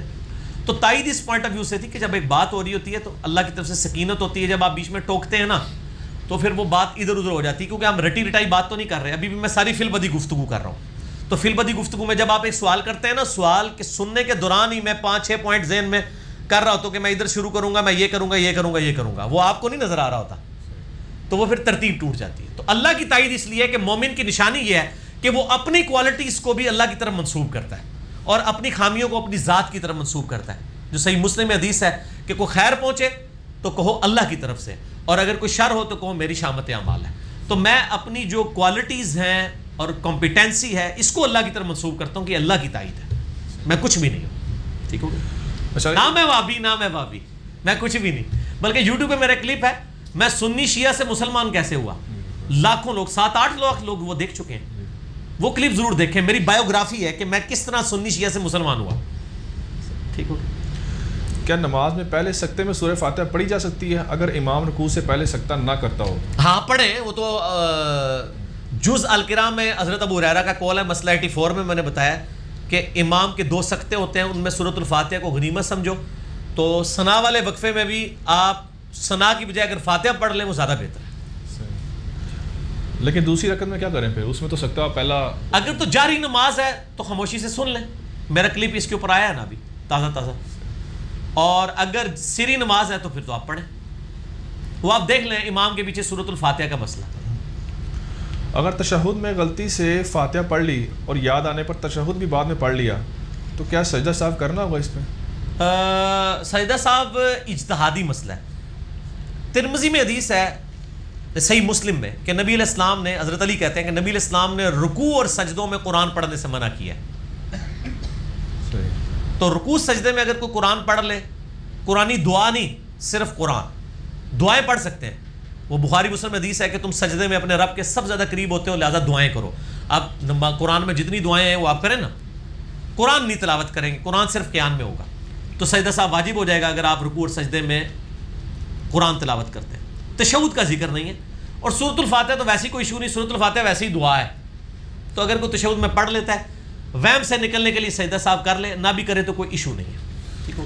اور اسی میں آتا کہ رکوع کی تسبیحات اگر سجدے میں اور سجدے کی رکوع میں کر لی ہیں کوئی عرض نہیں ہے، کچھ تو تسبیحات ویسے ہی کامن ہے، انفیوں کو تو نہیں آتی ہے، حدیثوں کو پتہ ہے، ان سے آپ پوچھ لیں تو سبوح قدوس رب الملائکۃ والروح، صحیح مسلم میں ہے کہ رکوع میں بھی آپ علیہ السلام پڑھتے تھے اور سجدے میں بھی، اور بخاری اور مسلم میں ہے سبحانک اللہم ربنا وبحمدک اللہم اغفر لی، رکوع میں بھی پڑھتے تھے سجدے میں بھی۔ نماز والا میرا جو ریسرچ پیپر نمبر 8 ہے اور میرا لیکچر، اس میں دیکھ لیں۔ باقی ایک تسبیحات وہ ہیں جو سبحان ربی العظیم رکوع میں ہے اور سبحان ربی الاعلیٰ، یہ تو جنرل تسبیحات ہیں نا، آگے پیچھے بھی ہو جائے سجدہ صاحب واجب نہیں ہوتا، ٹھیک ہو۔ اکثر ممالک میں افطار کے لیے سڑکوں پر افطاری کے پیکٹ دیے جاتے ہیں، تو اس بارے میں نظریہ رکھنا کہ زکوٰۃ کے پیسوں کا ہو سکتا ہے، تو کیا اس سے منع کیا جاتا ہے؟ وہم نہ کریں، دیکھیں قرآن میں ہے گمان سے بچو، دیکھیں کتنے مزے کے سوال آ رہے ہیں کہ ایک بندہ سفر پہ جا رہا ہے اور راستے میں کار رو کے آپ کو افطاری دے رہے ہیں، میرے بھائی اگر وہ یہ کہنا ہے یہ زکوٰۃ کے پیسوں کی ہے اور جس بندے کو دے رہے ہیں وہ ارب پتی ہو تو اس پہ جائز ہے، کیونکہ مسافر پہ زکوٰۃ لگ جاتی ہے۔ ہاں، مسافر پہ قربانی نہیں ہے، مسافر پہ روزہ نہیں ہے۔ آپ جیلم میرے پاس 18 دن کے لیے رہے نا، صحیح بخاری میں ہے کہ 19 دن تک مسافر ہوتا ہے، آپ 18 دن کے لیے شفٹ ہو جائیں اس ایئر کنڈیشن اکیڈمی میں، بے شک روزہ نہ رکھیں، مسافر ہیں آپ۔ سفر کے دوران روزہ صرف معاف نہیں ہے، آپ کسی کے گھر بھی 10 دن کے لیے جاتے ہیں، اس گھر میں آپ روزہ نہ رکھیں، نہ قربانی ہے۔ تو مسافر پہ نہ روزہ ہے نہ قربانی ہے، بعد میں وہ رکھے گا، قربانی تو ویسی نفلی عبادت ہے، وہ تو رہتی نہیں اس کی۔ اور زکوٰۃ خیرات صدقہ بھی لگ سکتا ہے مسافر پہ، صرف مسافر کی بات۔ اور جو پبلک ویلفیئر کی چیزیں ہیں نا، اس میں تو ویسے بیت المال میں سے ہی سارے لیتے تھے نا۔ آج اگر گورنمنٹ زکوٰۃ کے پیسوں سے ایک سڑک بنوائے تو یہ نہیں ہے کہ صرف غریب آدمی اس کے اوپر سفر کرے، امیر بھی کر سکتا ہے۔ تو اگر اس سفر کے دوران آپ کیوں بدگمانی کرتے ہیں کہ جی ہو سکتا ہے زکوٰۃ کے پیسوں کا ہو سکتا ہے کہ اگر ہو بھی تب بھی آپ کھا سکتے ہیں، تو آپ گمان نہ کریں، گمان سے بچیں۔ لیکن ان سائڈ کو سٹی کو بندہ سفر کر رہا ہے، موٹر سائیکل پہ کوئی جا رہا ہے، تو آپ گمان نہ کریں، ایک بندہ افطار کروا رہا ہے آپ لے لیں، آپ کو کس نے کہا ہے کہ آپ پوچھیں؟ تحقیق کرنے سے تو منع کیا گیا، افطار کروا رہا ہے تو وہ کروا ہی رہا ہے، ٹھیک ہے۔ کوئی اگر غیر مسلم اگر کر رہا ہے اس پہ، غیر مسلم کیا کروا رہا ہے؟ اگر وہ پیسے دیے اس نے کہ یہ خیر ہے، غیر مسلموں سے نبی صلی اللہ علیہ وآلہ وسلم نے مساک مدینہ نہیں کیا تھا؟ بخاری مسلم میں آتا ہے کہ نبی علیہ السلام نے کافر بادشاہوں، آگ کی پرستش کرنے والے کسرا کا کرتا قبول کیا تھا، بلیک کلر کا کالا کرتا، یہ جو کہتے ہیں شیعوں کی نشانی ہے، صحیح بخاری میں نبی علیہ السلام نے کالا کرتا پہنا ہے، گوٹ لگی ہوئی تھی اس پہ، وہ آپ کو ایران کے بادشاہ نے گفٹ کیا تھا، تو کافروں کے آپ نے گفٹ بھی لیے۔ جو صحیح بخاری میں آتا ہے کہ یہودیہ نے حضور علیہ السلام کی دعوت کی تھی اور زہر ملا دیا تھا، صحابہ شہید بھی ہو گئے، نبی علیہ السلام نے زبان پہ تھوک دیا، وہ بوٹی کا ٹکڑا بول پڑا، پھر وہی زہر آپ کو عود کر رہا ہے آپ کی وفات کے وقت، تو یہودیہ کی دعوت پہ ہی آپ گئے تھے، دعوت بھی۔ تو یہ جو وائٹ ہاؤس میں افطاریاں ہو رہی ہیں نا مسلمانوں کی، بالکل ٹھیک ہیں، کرو مزے نال، ٹرمپ کو کھاؤ پیو، خیر ہے، کوئی مسئلہ نہیں، لیکن وہ دی پالیسیاں دے پیچھے نہ چلو، افطاریاں کرو، حکمران بلائیں، جائیں کھائیں پیئیں۔ عام دعوت اور افطاری میں فرق کوئی نہیں ہے؟ ہدایت مسلم کی طرف سے؟ دونوں چیزیں ٹھیک ہے. بے نمازی کا روزہ رکھنے کی کیا شرعی حیثیت ہے؟ حالانکہ وہ بے نمازی کھانا حلال ہونا چاہیے. یہ نہیں ہے کہ وہ ٹرمپ تانوں تے سور بھونیا پیش کرے تے تسی جناب خنزیر کھا لو. نہیں, حلال ہو. ٹھیک ہو گیا. عام دعوت جب ہو سکتی ہے تو روزہ تو پھر چھوٹی چیز رہ گئی نا, حکم عام ہو گیا نا. روزے کے لیے پھر تخصیص دکھانی ہوگی کہ نبی علیہ السلام فرمایا ہو کہ دعوت قبول کر سکتے ہو لیکن روزے کی افطاری قبول نہ کرو. یہ جو نہ کر رہا ہے نا اس نے دلیل دکھانی ہوگی. ہمیشہ جو اسپیسیفک بات کرتا ہے دلیل اس نے دینی ہوتی ہے. جنرل حکم ہی ہوتا ہے. ٹھیک ہو. اچھا اگلا سوال. بے نمازی کا روزہ رکھنے کی کیا شرعی حیثیت ہے؟ حالانکہ بے نمازی کے بارے میں تو سخت احکامات آتے ہیں کہ وہ نماز نہ پڑھنے والا کافر سے تشبیہ دی گئی ہے اس کو. نہیں دیکھیں, ہمارے انڈیا پاکستان بنگلہ دیش میں کئی بے نمازی ہیں جو رمضان میں روزے رکھ کے نمازیں شروع کر دیتے ہیں. ٹھیک. تو اپریشیٹ کرنا چاہیے. یہ تو اسی طریقے سے ہے کہ ایک بندہ 2 نمازیں پڑھتا ہے اور 3 نہیں پڑھتا اور آپ کہ 2 بھی نہ پڑھ. اللہ تعالیٰ توفیق دے دے گا. پازیٹیو سائڈ کے اوپر انکریج کریں لوگوں کو. اللہ قبول کرنے والا ہے. ظاہر ہے کہ نماز الگ سے فرض ہے. بخاری مسلم حدیث ہے اسلام کی بنیاد 5 چیزوں میں ہے. کلمے کے بعد نماز, زکوٰۃ, حج اور روزے. تو یہ الگ سے ایک فرض ہے. ٹھیک ہے. جس طرح داڑھی الگ سے ایک سنت ہے اور گالی نہ دینا الگ سے ایک سنت ہے. گالی نہ دینا. وہ کوئی داڑھی والا گالی دے کہتے ہیں دیکھو داڑھی رکھ کے گالی دے رہا ہے. ٹھیک ہے نا. تو گالی دینا ایک الگ سے غلط چیز ہے. اس سے داڑھی غلط نہیں ہوگی ہے. ٹھیک ہے. داڑھی کا کیا قصور ہے؟ ویسے تو داڑھی سے تو ایک مکھی نہیں اڑ سکتی. گالی کیا دے گی داڑھی بیچاری. ویسے تو گالی دینا بھی سنت ہو گیا ہوا میرے خیال میں آج کا. کیوں؟ آپ کو پتہ ہی علماء اس میں ہاں علماء کہتے ہیں کہ نعوذ باللہ. وہ میرا کلپ چڑھا ہوا ہے کیا گستاخوں کو گالیاں دینا جو ہے ثواب کا کام ہے. آپ یوٹیوب پہ دیکھ لیں. اچھا یہ بھی اگلا سوال ہے. عورتوں کے جو روزے ایام میں مخصوص ایام کے اندر جو چھوٹ جاتے ہیں وہ شوال کے 6 روزوں کے ساتھ ہی قضا ہو جائیں گے؟ چوپڑیاں نالے دو. یہ کتنے لوگ سوال کرتے ہیں جی وہ شوال کے 6 روزے رکھنے ہیں تو عورتوں کے بھی 6-7 چھوٹے ہوتے ہیں تو شوال میں ہی وہ ایک ہی میں 2 کی نیت ہو جائے. ٹھیک ہے جی. یہ تو سر انجی ہے کہ 6 لاکھ جمع 6 لاکھ برابر ہے 12 لاکھ. ٹھیک ہے. تسی کو نہیں 6 لاکھ ہی 12 لاکھ برابر ہو گیا. یعنی آپ ادھار لیں اور میں آپ کو رمضان میں چونکہ 70 گنا بڑھ جاتا ہے لہٰذا میں 70 لاکھ لیا سی لو لاکھ روپیہ 70 گنا ہو گیا. اس طرح تو نہیں. یا جی وہ خانہ کعبہ میں جو ہے وہ 10,000 نمازوں کا ثواب ہے تو مجھے آپ 10,000 نمازیں پڑھنے کی ضرورت نہیں ہے. ثواب اور چیز ہے. شوال کے 6 روزے الگ سے ہیں. صحیح مسلم میں حدیث ہے, ابو داؤد میں ہے, ترمذی میں ہے, نسائی میں ہے, ابن ماجہ میں ہے. بخاری کو چھوڑ کے 5 کتابوں میں کتب ستہ کی حدیث ہے. جس نے شوال کے 6 روزے رکھے رمضان کے روزے رکھنے کے بعد گویا ایسا ہے کہ اس نے پورے سال کے روزے رکھے. یہ کتنی بڑی فضیلت ہے. اور اس میں جو کہتے ہیں جی ایک روزہ عید کے فوراً بعد رکھ لیں باقی پورے مہینے میں جب مرضی رکھ لیں, نہیں. پورے شوال میں جب مرضی رکھیں. چاہے آخری 6 دن رکھ لیں جا کے, چاہے درمیان کے 6 دن رکھ لیں, چاہے اکٹھے رکھیں, چاہے توڑ کے رکھیں, جس طرح مرضی رکھیں. شوال کے اندر 6 روزے پورے کر لیں. موجہ ہی موجہ. دوسری طرف بخاری مسلم میں حدیث ہے نبی علیہ السلام مہینے میں 3 روزے رکھتے تھے ایام 20 کے 13, 14, 15 چاند کی. اور ابو داؤد میں حدیث ہے کہ جو ایام 20 کے روزے رکھے اس کو ہمیشہ کے روزوں کا ثواب ملے گا. تو سر یہ مہینے میں 3 اور سال میں کتنے ہوئے 12, 36 روزے رکھ کے سال کے روزے اور یہاں پہ صرف 6 روزے رکھ کے. ٹھیک ہو گیا. تو یہ میرے شوال کے 6 روزوں میں نے یہ میتھمیٹکلی ثابت کیا یہ 6 کیوں برابر ہو جاتے ہیں 360 کے. ٹھیک ہو گیا. وہ آپ کلپ ہے میرا شوال کے 6 روزے کے اوپر آپ دیکھ لیں شوال کے 6 روزوں کا بیان. تو وہ آپ کو کلپ میں نے یہ ساری چیزیں کھول کے نا احادیث بیان. اچھا قضا روزے جو ہیں وہ اگلے رمضان سے پہلے پورے کرنے ہوتے ہیں کیا ایسی بات کوئی صحیح ہے؟ ہاں یہ ہے. حضرت ابو ہریرہ کا فتویٰ ہے سنن کبریٰ البیہقی میں کہ اگلے رمضان سے پہلے پورے کرو. اور اس میں کوئی شرط نہیں. آپ گرمیوں کے روزے چھوٹے ہیں نا آپ سردیوں میں بھی رکھ سکتے ہیں. گرمیوں والا 19 گھنٹے کا ہے سردیوں کا 12 گھنٹے کا ہے. اور صحیح مسلم میں اما عائشہ کہتی ہیں کہ میں نبی علیہ السلام کی مشغولیت کی وجہ سے بعض اوقات اپنے رمضان کے روزوں کی قضا ہی نہیں دے پاتی تھی.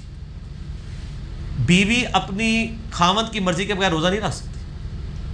اس سے یہ بھی بات پتہ چلی کہ میاں بیوی دن کے وقت بھی ازدواجی تعلق قائم کر سکتے ہیں. تو حضرت عائشہ کہتی ہے میں حضور کی وجہ سے روزہ ہی نہیں رکھ پاتی تھی. مجھے کیا پتا کہ نبی علیہ السلام اور میں بمشکل اگلے شعبان میں جا کے روزوں کی قضا دیتی تھی کیونکہ شعبان میں حضور علیہ السلام کا پورا مہینہ روزہ ہوتا تھا عموماً. تو اس کی کوئی قید نہیں ہے. اور اس میں یہ فتاوی ملتے ہیں صحابہ کے المصنف ابن ابی شیبہ میں اور سنن کبریٰ البیہقی میں کہ اگر کسی کے رمضان کے روزے چھوٹ گئے اور اگلا رمضان آ گیا تو اب وہ ایک روزے کے بدلے ایک فدیہ بھی دے اور ایک روزہ بھی رکھے. اس سے پہلے رکھتے تو صرف روزہ رکھے گا, اور اگر بیمار ہے رکھ ہی نہیں سکتا پھر تو فدیہ دے دے اگر دائمی مریض ہے. صحت مند ہونے کے باوجود اور بغیر شرعی عذر کے روزہ چھوڑنے والے انسان کا کفارہ کیا ہوگا؟ کفارہ کیا؟ حرام کا مرتکب ہے. یہاں تو میرے بھائی لوگ نماز نہیں پڑھ رہے, کفارہ تو کچھ بھی نہیں ہے. کفارہ یہی ہے کہ روزے رکھے. صحیح مسلم میں 246 نمبر حدیث ہے کہ بندے کے کفر اور اسلام کے درمیان فرق نماز ہے. اب ایک بندہ کرے ایک بندہ نماز نہیں پڑھتا, اس کا کفارہ کیا ہے؟ نماز پڑھے. ہاں فقہ حنفی میں ایک باطل مسئلہ ہے کہ وہ مر گیا اگر تو ایک نماز کے بدلے ایک صدقہ فطر اور ایک روزے کے بدلے ایک صدقہ فطر. 60 سال کے صاحب لگا وہ لاکھوں روپے بنتا ہے. تو وہ کہتے ہیں آپ کریں کہ ایک دن کی کیلکولیشن کر لیں اور آپ مولوی کو وہ فدیہ دیں, وہ آپ کو واپس گفٹ کرے. آپ کے ہوں میرے پیو دے دوسرے دن دی نمازاں دے 5 فدیے اور پھر تو واپس کرے. اس طرح کر دے, پیو بخشوا لو, اماں بخشوا لو. جعلی مسئلہ, کوئی ثابت نہیں. ٹھیک ہو گیا. کسی قسم کا ٹیکہ لگوانے سے روزہ ٹوٹ جاتا ہے؟ ٹیکے کے بارے میں تو میں نے آپ کو بتایا نا, صحیح بخاری میں واضح عبداللہ بن عباس کا قول ہے کہ جسم میں کوئی چیز داخل کرنے سے روزہ ٹوٹتا ہے, نکالنے سے نہیں ٹوٹتا. اگر آپ خون دیتے ہیں کسی کو یا ڈرپ نکال لیتے ہیں الا یہ کہ کمزوری ہو جائے تو روزہ نہیں ٹوٹے گا. لیکن اگر آپ جسم کے اندر کوئی چیز داخل کرتے ہیں, چاہے وہ نس میں داخل کریں, گوشت میں کریں, بہرحال وہ جسم کے اندر چیز جا رہی ہے. کچھ چیزوں کا استثناء آیا ہے صحیح بخاری میں. عبداللہ بن عباس اور عبداللہ بن مسعود کے اقوال آئے ہیں کہ تیل لگانے سے روزہ نہیں ٹوٹتا, سرما لگانے سے روزہ نہیں ٹوٹتا, ہنڈیا کا ذائقہ چکھنے سے زبان پہ چکھ کے پھینک دیں نہیں ٹوٹتا. تو ٹوتھ پیسٹ نہ کریں, اس کی ضرورت نہیں, مسواک کر لیں. ٹوتھ پیسٹ سے بھی ذائقہ آتا ہے نا منہ کے اندر. روزہ ٹوٹے گا تو نہیں, لیکن پسندیدہ نہیں. ٹھیک ہو گیا. اور انہیلر کے بتانے کہ وہ جو انہیلر کے بارے میں میں نے پھر اجتہاد کیا تھا کہ اگر ایک بندہ دائمی مریض بن چکا ہے تو اس میں اجتہادن یہ ہے کہ وہ یا تو اب 2 آپشن ہے, شوگر اور انہیلر والا, اس پہ تو روزہ ہی نہیں ہے. دائمی مریض ہے, فدیہ دے دے. لیکن اگر وہ کہتا ہے نہیں یار میں صرف میرا سانس کا ہی مسئلہ ہے نا, اور تو مجھے کوئی ایشو نہیں, میں روزہ رکھ سکتا ہوں, تو میری خواہش ہے میں روزہ رکھوں, کبھی مجھے سانس پھنس جائے تو میں انہیلر سے کر لوں. تو ایسے شخص کے بارے میں اجتہاد کرتا ہوں کہ اگر وہ کسی روزے میں انہیلر یوز کرے تو احتیاطاً اس روزے کا ایک فدیہ بھی دے دے. باقی اللہ تعالیٰ ہو سکتا ہے اس کو دونوں چیزوں کا ثواب دے دے. توڑنے کا ہم حکم نہیں لگاتے, ٹھیک ہے نا, لیکن باقی کا بھی حکم نہیں لگا سکتے.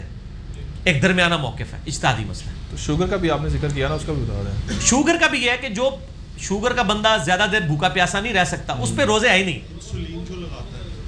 انسولین تو میرے بھائی تو سر 1 گھنٹہ پہلے ساری کر لے.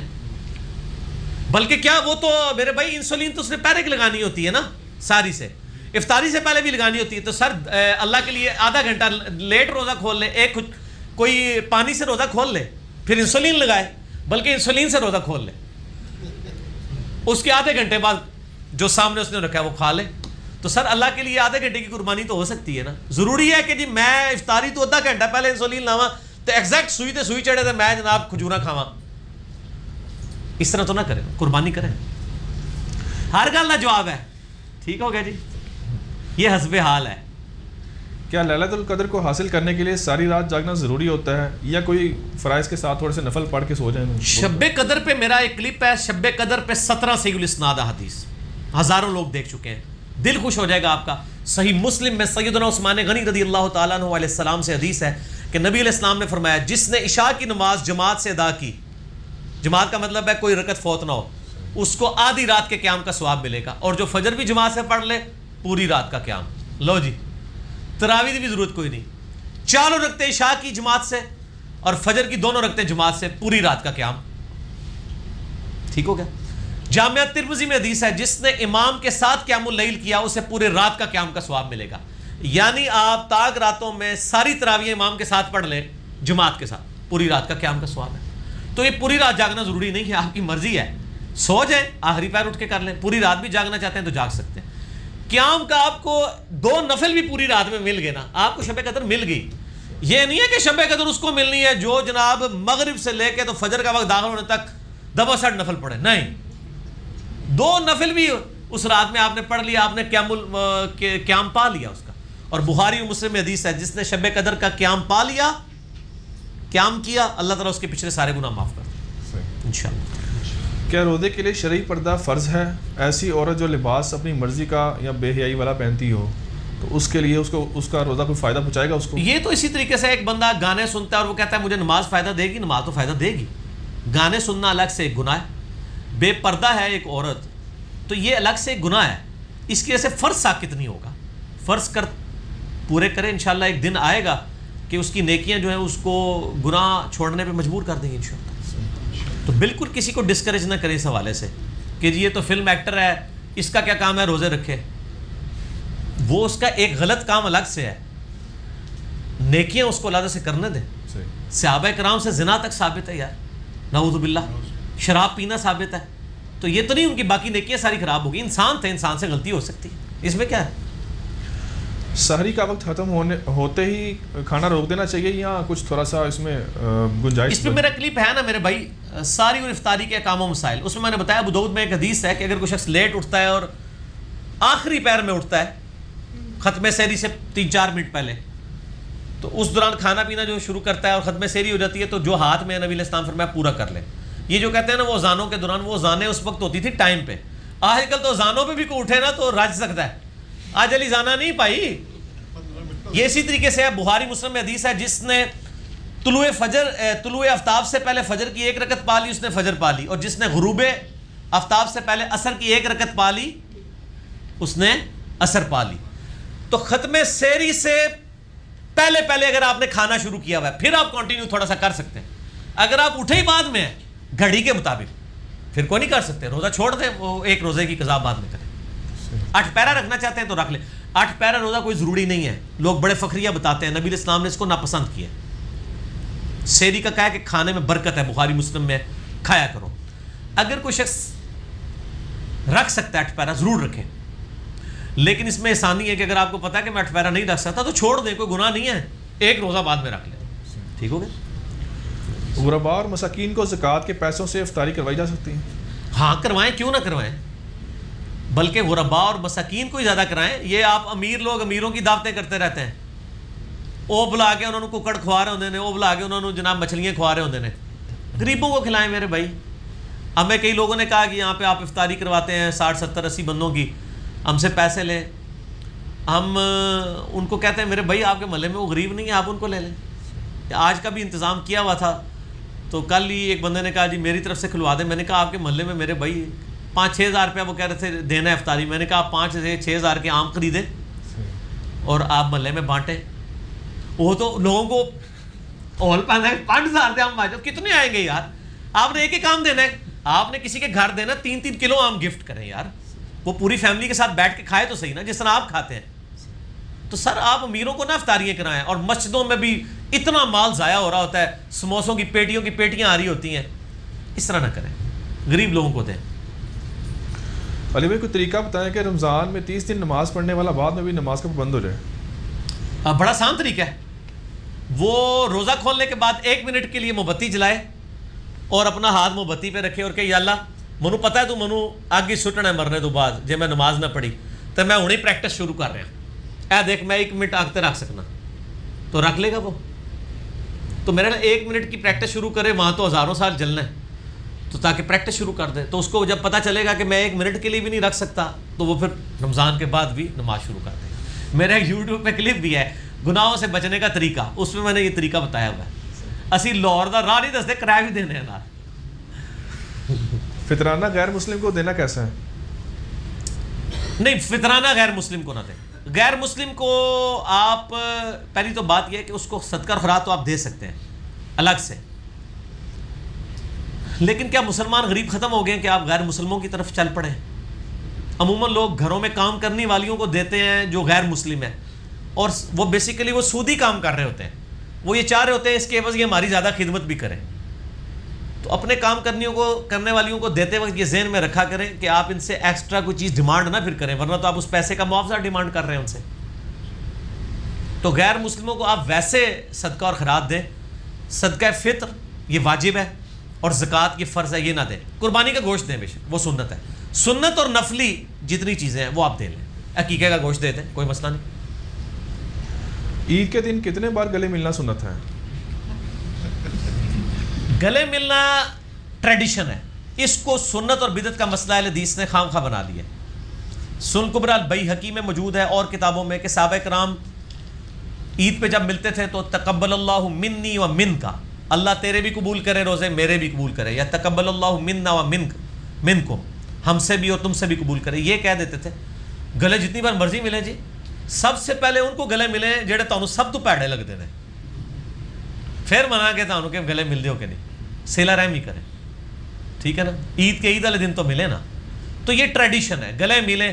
اچھا گلے ملنے کو تو سارے بدعت کہتے ہیں, عیدی کو کوئی بدعت نہیں کہتا. یہ کون سی سنت ہے؟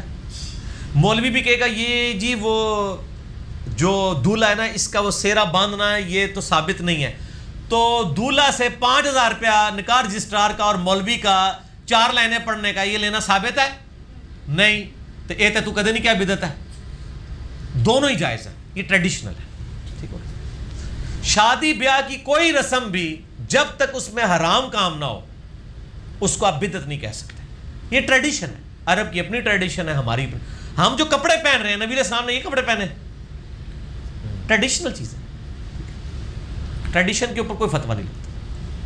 داڑھی کا باقاعدہ حکم ہے یا نبی علیہ الصلوۃ والسلام کی مشابہت کی وجہ سے؟ نہیں جی, باقاعدہ حکم قرآن میں ہے.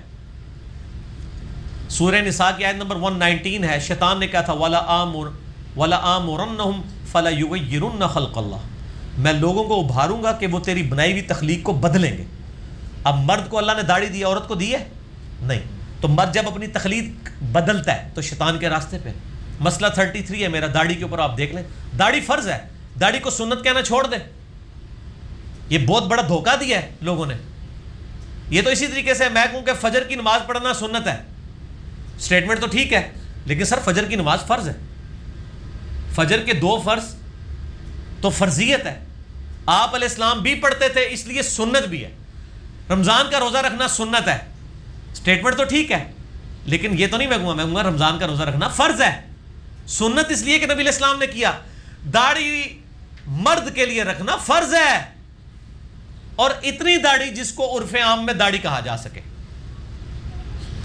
مٹھی رکھیں گے, میری تو مٹھی سے بھی زیادہ ہے, میں نہیں کاٹتا. مٹھی رکھیں تو سنت موقدہ پہ عمل ہوگا. اگر آپ تھوڑی تھوڑی داڑھی رکھ لیتے ہیں, جس طرح آپ کی شیپ, جس طرح ان کی بھائی کی بڑی ہوئی ہے, ان کی بڑی ہوئی ہے, بس ٹھیک ہے, فرض ادا ہو گیا.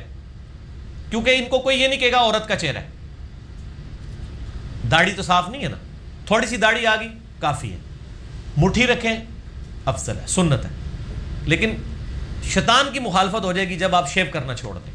ٹھیک ہو, کیا حجام ان کو یہ نہ کہ جی میں خالی مچھا رکھنا تا بھی تو عورتاں دی نا, خالی مچھے رکھنے تے صرف مچھا نہیں صحیح, تیری جڑی ہے نا معاملہ ہوئے گا تھلے تے پھر کام ہوتے ہی ہے. تھکی میں تو نال نسبے حال کراں گا. اچھا علی بھائی, اسی سے مونچھوں سے ایک سوال آ گیا ضمن کہ وہ مشکات المصابی کے اچھا ادھر مجھے حدیث یاد ہے, بخاری مسلم حدیث ہے, ان عورتوں پہ لعنت جو مردوں کی مشابہت کریں, اور مردوں پہ لعنت جو عورتوں کی مشابہت کریں.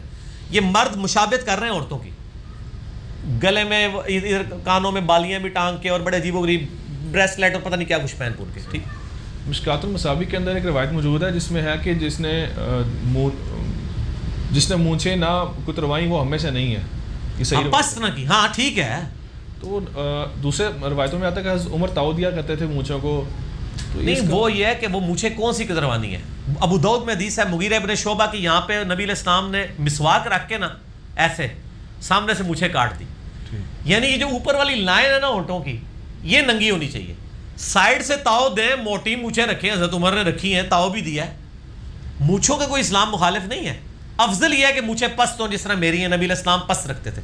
اگر کوئی رکھنا چاہتا رکھے, لیکن کھانا کھاتے پانی پیتے بیچ میں نہ, یہ اوپر والی لائن نظر آنی چاہیے. سائڈ سے جتنی مرضی رکھے. ٹھیک ہے. کیا حجام کا کام کرنا جائز ہے, اور اگر ناجائز ہے تو داڑھی مونڈنا اس میں آتا ہے؟ تو وہ حجام کا سارا کام تو ناجائز نہیں. جیسے بینک کی نوکری میں ہر چیز تو غلط نہیں ہے, بینک میں صرف سودی کام پہ ابھارنا یہ غلط ہے. بینک جو بل جمع کر کے کمائی لے رہا ہے یا بینک جو ہے وہ لوگوں کے پیسے کی حفاظت کر کے جو سروسز دے رہا ہے ان کو تو حرام کوئی نہیں کہے گا نا. آپ بینک میں اکاؤنٹ کھلائیں آپ کے لیے جائز, جس نے اکاؤنٹ کی حفاظت کی ہے اس کی نوکری حرام. وہ ایک پورشن کے اوپر بات ہو سکتی ہے نا, یہاں پہ بھی ایک پورشن پہ بات ہو سکتی ہے. ٹھیک ہو گیا, داڑھی والا جو یعنی حجام جو ہے وہ داڑھی نہ مونڈے. ٹھیک ہے. لوگ کہتے ہیں داڑھی نہیں مونڈیں گے تو کام بند ہو جائے گا. نہیں سر, بڑا بڑا کام ہے تھوڑے سے لگا ہے. آج کل مرد بھی فیشن کروا دے جے, کلینزنگ تے فیشن تے کام شروع کر دو. داڑھی کے لیے نہیں کرو, داڑھی کے لیے بہتے کرا دے جے. میں نے نہیں کبھی کرایا, زندگی میں نہیں کبھی کرایا. ہاں تو اس میں تو وہ یہ کہ داڑھی مونڈے نا, ہاں داڑھی کا خط کرنا یا چھوٹی کرنا یہ تو چونکہ حرام نہیں ہے, یہ کر سکتے ہیں. سر کے بال کریں. عمرہ کے دوران مرد اپنے بال کٹوانے سے پہلے اگر اپنی بیوی کے خود بال کاٹ دیتا ہے تو ٹھیک ہے میرے بھائی, جیسے ہی اس نے عمرے کے ارکان پورے کیے نا, اب وہ احرام کی پابندیوں سے آزاد ہے. اب اس کا آخری کام یہ ہے کہ وہ آپ نے کرنا ہے. ایک دوسرے کی ٹینٹ بھی کر سکتے ہیں, ایک مرد دوسرے کی کرے دوسرا اس کی کرے, اور ضروری نہیں کہ حدود حرم میں ہی کرنا ہے, باہر جا کے بھی کر سکتے ہیں, کوئی مسئلہ نہیں. لیکن جب تک آپ بال کاٹتے نہیں ہیں نا, احرام کی پابندیوں سے آپ آزاد نہیں ہوں گے. یعنی میاں بیوی ازدواجی تعلق قائم نہیں کر سکتے آپ, وہ اس طرح کے کام اور نہیں کر سکتے جب تک آپ کسی اور کے بال کاٹ رہے ہیں. وہ تو ٹھیک ہے, لیکن اپنے ناخن کاٹنے سے پہلے اپنے بال ریموو کرنے ہوں گے. ٹھیک ہے, کسی دوسرے کے تو کاٹے, تو اپنے بھی کر سکتے ہیں خود. ہاں خود بھی کر سکتے ہیں. کام بھی مک گیا نا, اینڈ تے ہیں نا یار, آپ ہی کرو بے شک. ٹھیک ہے. جنازگاہ میں میت کا دیدار کرنا کیسا ہے؟ جنازے سے پہلے سنت ہے. میت کا دیدار تو سنت ہے. نبی علیہ السلام تو باقاعدہ میت دیکھا کرتے تھے جا کے. بخاری مسلم میں حدیث موجود ہے, خود صحیح بخاری میں ہے کہ حضرت ابو بکر نبی علیہ السلام کی میت پہ آئے, بلکہ ماتھے پہ بوسہ دیا. میت کو بوسہ بھی آپ دے سکتے ہیں. وہ یہ تھی کہ نہیں چھوت ہو گئی ہے, میرا تو ابھی کلپ بھی چڑھا ہے, فوت شدہ بیوی کو چھونا, وہ جو مشہور کیا تھا جی خاوند بیوی کو چھو سکتا, ان کا ٹوٹ جانا ہے. میں نے تو سارے دلائل سامنے رکھ دیے. میت کا آپ چہرہ بھی دیکھ سکتے ہیں, اس کو بوسہ بھی دے سکتے ہیں, اس کو ہاتھ بھی لگا سکتے ہیں, سب کچھ جائز ہے, سنت ہے بلکہ یہ ساری چیزیں. جنازے کے بعد بھی جنازے کے بعد بھی کوئی مسئلہ نہیں ہے. اگر آپ کی محرم ہے تو تبھی کریں گے نا, سریعام تو نہ کریں. ایک شخص کی بیوی ہے, وہ مرنے کے بعد اس کو ماتھے پہ بوسہ دیتا ہے, تو کیا ہے, اس کی بیوی ہے.